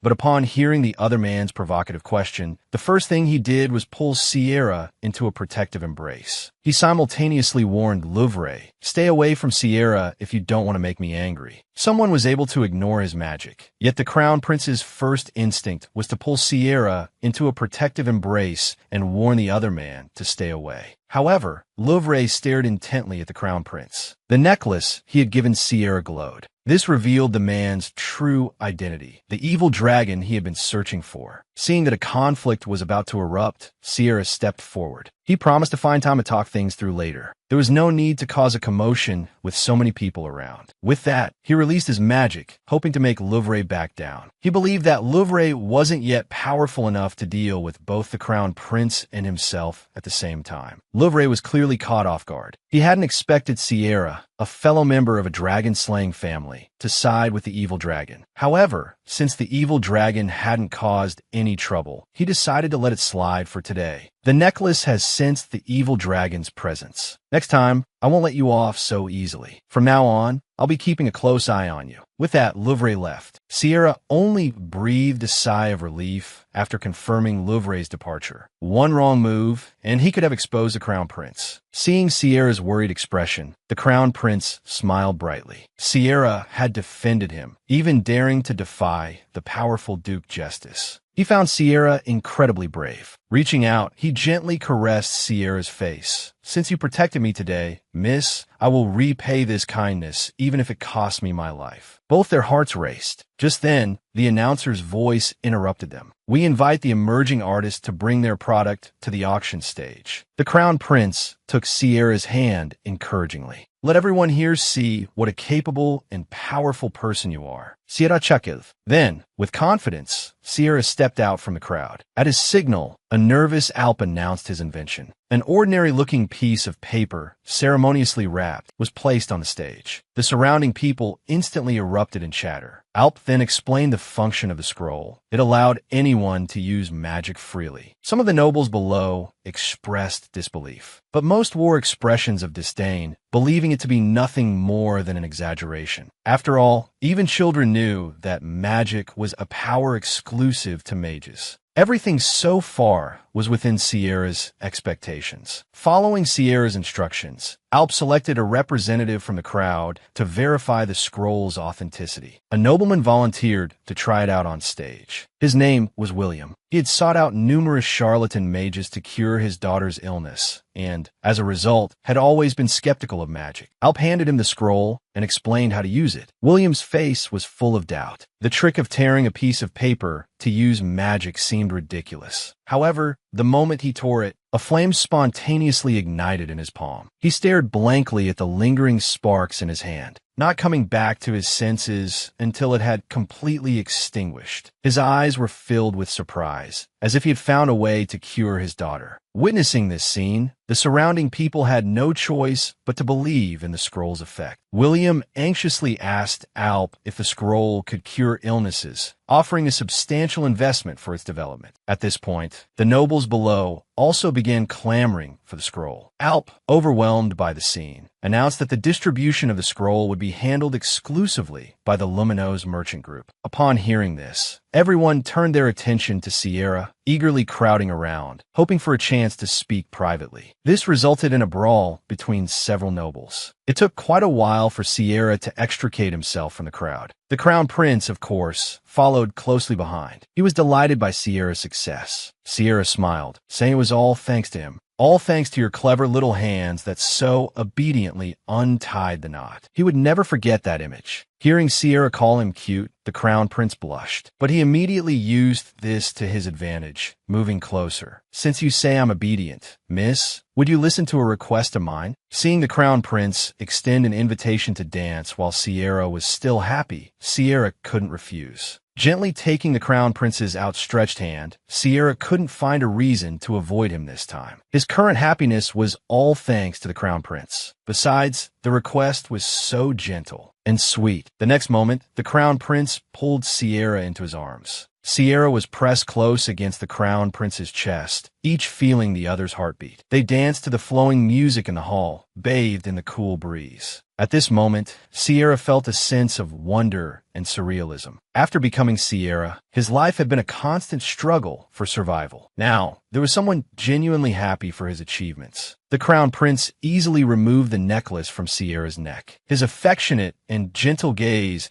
made Sierra want to lose himself in the moment. But beautiful things are always fleeting. The Empress learned of Skuru's function from her May the next day. She immediately understood the enormous impact of this invention and was also very intrigued by Sierra, the person behind it. The maid was nervous, thinking the Empress would be upset by this news. After all, the summer star selection was fast approaching, and the Empress had been meeting with Miss Tyrael every day during this period. She assumed that this year's summer star had already been decided. Unexpectedly, the Empress said it was good news. It turned out she had already planned to give the summer star to Sierra. Now that Sierra had created a justification herself, it was perfect. The maid didn't understand why the Empress would do this. The Empress scoffed. How could she possibly award the summer star to that idiot? Although Sierra was indeed her daughter-in-law and possessed the power of evolution, wouldn't it be very dangerous to entrust everything to one person? Moreover, Sierra might not necessarily be swayed by her. In fact, the Empress had known for a long time that the Crown Prince had been paying special attention to Sierra. At the time, Sierra was acting as a go-between for Tyrael and the Crown Prince. However, the Crown Prince ignored Tyrael. Instead, he frequently snuck out to meet with Sierra. If the person the Crown Prince was deeply infatuated with could also be under her control, then it would be much easier to make the Crown Prince lose his reason and become a vicious dragon. And once the Crown Prince abdicated, her precious second son could logically become the new Crown Prince. With that, she ordered the maid to add Sierra's name to the candidate list. She wanted to see if Sierra would choose useless and fleeting love or power and strength. Meanwhile, Sierra returned to the guild. Seeing the guild master after a long absence, everyone seemed to have found their backbone. She wanted to check on Lade's work. Unexpectedly, she found him collapsed on his desk. She walked over and patted him. "If you're not dead, stop pretending. Get up." Hearing such heartless words, Lade's eyes widened. He was in charge of the entire guild, and the guild master still spoke harshly to him. He was going to resign immediately and go work for another guild. Sierra wasn't buying it. She smiled and said, "That's too bad. I was thinking of giving you a raise." Instantly, Lade's spirits revived. He swore on his life that he would only be loyal to the guildmaster. Speaking of loyalty, Lade found a piece of information for Sierra. It was information that hadn't been officially released yet. Sierra opened it and saw that it was the list of summer star candidates. Tyrael was ranked first, and she was sixth. Lade was happy. Everything that had happened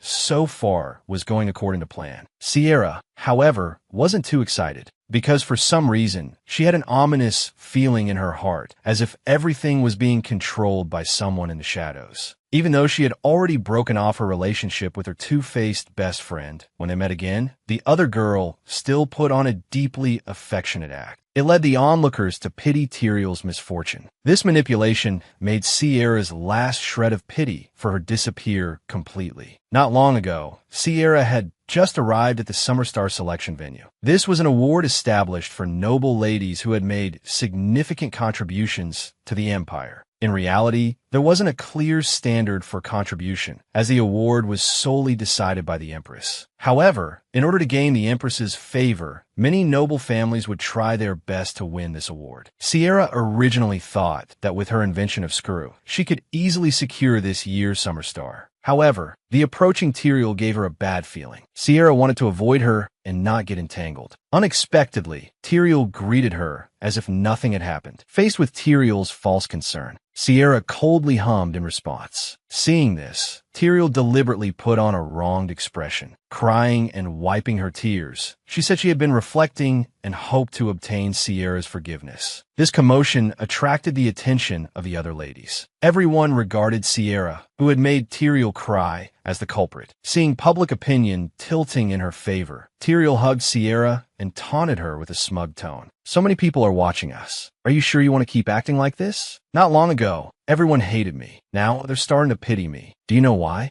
Sierra knew, of course. Recently, Tyrael had been using his evolved powers to heal the sick in the slums. Tyrael smiled. He thought they were all so foolish. Just because he'd done a few good deeds, they'd change their opinion of him. I never knew it was so easy to gain people's favor. Hearing Tyrael say this, Sierra felt relieved. When she first learned that Tyrael was saving others, she felt guilty. Had her previous actions hurt a kind child? But Tyrael's words made her guilt vanish instantly. However, by this point, Tyrael no longer cared about Sierra's opinion. He swaggered into the venue with the Empress's attendants. Sierra's face darkened, so Tyrael had sided with the Empress. Then the Summer Star must have been Tyrael's doing as well. The Empress must be planning to use the purification power to suppress the Crown Prince. That way, she could gain power, and Tyrael could become the Crown Princess. Soon, the Empress entered and announced the final result. Her dignified and elegant demeanor made it hard for Sierra to believe she was a bad person. Suddenly, Sierra noticed that the Empress had been looking at her, too. She even gave her an enigmatic smile. Then the Empress announced that the winner of the Summer Star was Miss Lavalin. Sierra felt confused. Why her and not Tyrael? The Empress then summoned Sierra to the stage to receive the award. The Empress had specially prepared a medal for Sierra and invited her for tea and a chat afterward. The surrounding people immediately cast envious glances. Although everything had gone according to Sierra's plan, she still felt a sense of unease. She subconsciously looked at Tyrael in the crowd and saw him smiling and applauding in congratulations. Upon hearing that the girl he liked was troubled, the Crown Prince immediately transformed into a little black dragon and went to comfort her. However, unknowingly, he turned his comforting words into a confession and pushed the girl onto the bed. Not long ago, Sierra had been awarded the Summer Star Medal by the Empress. Although she had received many congratulations from noble ladies since then, she still had a bad feeling. What did Tyrael's saintly smile mean? And why did the Empress award her the Summer Star? Before she got into the carriage, the Empress's maid stopped her. The Empress will send you an invitation soon. Please be prepared. Sierra agreed, and then glanced towards the Empress in the distance. She noticed that the Empress and Tyrael were also watching her. The Empress's meaningful smile made Sierra's heart clench. In the carriage on the way back, Sierra was consumed by anxiety. Dealing with the Empress would certainly not be as easy as dealing with Duke Louvre or Count Valentine. But she wasn't going to sit idly by. Sierra racked her brains the entire way home, searching for a solution. When the carriage arrived home, May, seeing Sierra's pale face, hurried forward to greet her. But Sierra declined her company and walked to her room alone. Upon entering, she collapsed onto the floor. She hadn't expected that she would one day be so overwhelmed with fear and uncertainty. Just as she felt discouraged, a familiar sound caught her attention. The Crown Prince, transformed into a little black dragon, flew straight towards her. Sierra caught him in her hands, feeling a little comforted. Now she had someone to share her worries with. The little black dragon whimpered and cried. Sierra knew he was worried about what had happened to her. However, she didn't tell him everything immediately. Instead, she held the little black dragon close, feeling the warmth of his body. The chill that had just enveloped Sierra seemed to vanish in an instant. Because Sierra said she was tired, the little black dragon began to massage her. Sierra wanted him to stop. His sharp claws felt like they were tickling her. Moreover, she wasn't sure if she should accept a massage from the Crown Prince. But the Crown Prince insisted on helping Sierra relax. After she relaxed, Sierra told him about what had happened that day. When he heard that the Empress had invited Sierra to a tea party, the little black dragon suddenly seemed to remember something. He moved away from Sierra and frantically searched for a pen on the table, wanting to give her a hint. Sierra picked up the little black dragon. You don't need to stay in this form all the time. If you turn human, it should be much easier for us to communicate. Hearing this, the little black dragon's face instantly turned red. Sierra thought to herself, since nothing had happened when she was with the Crown Prince before,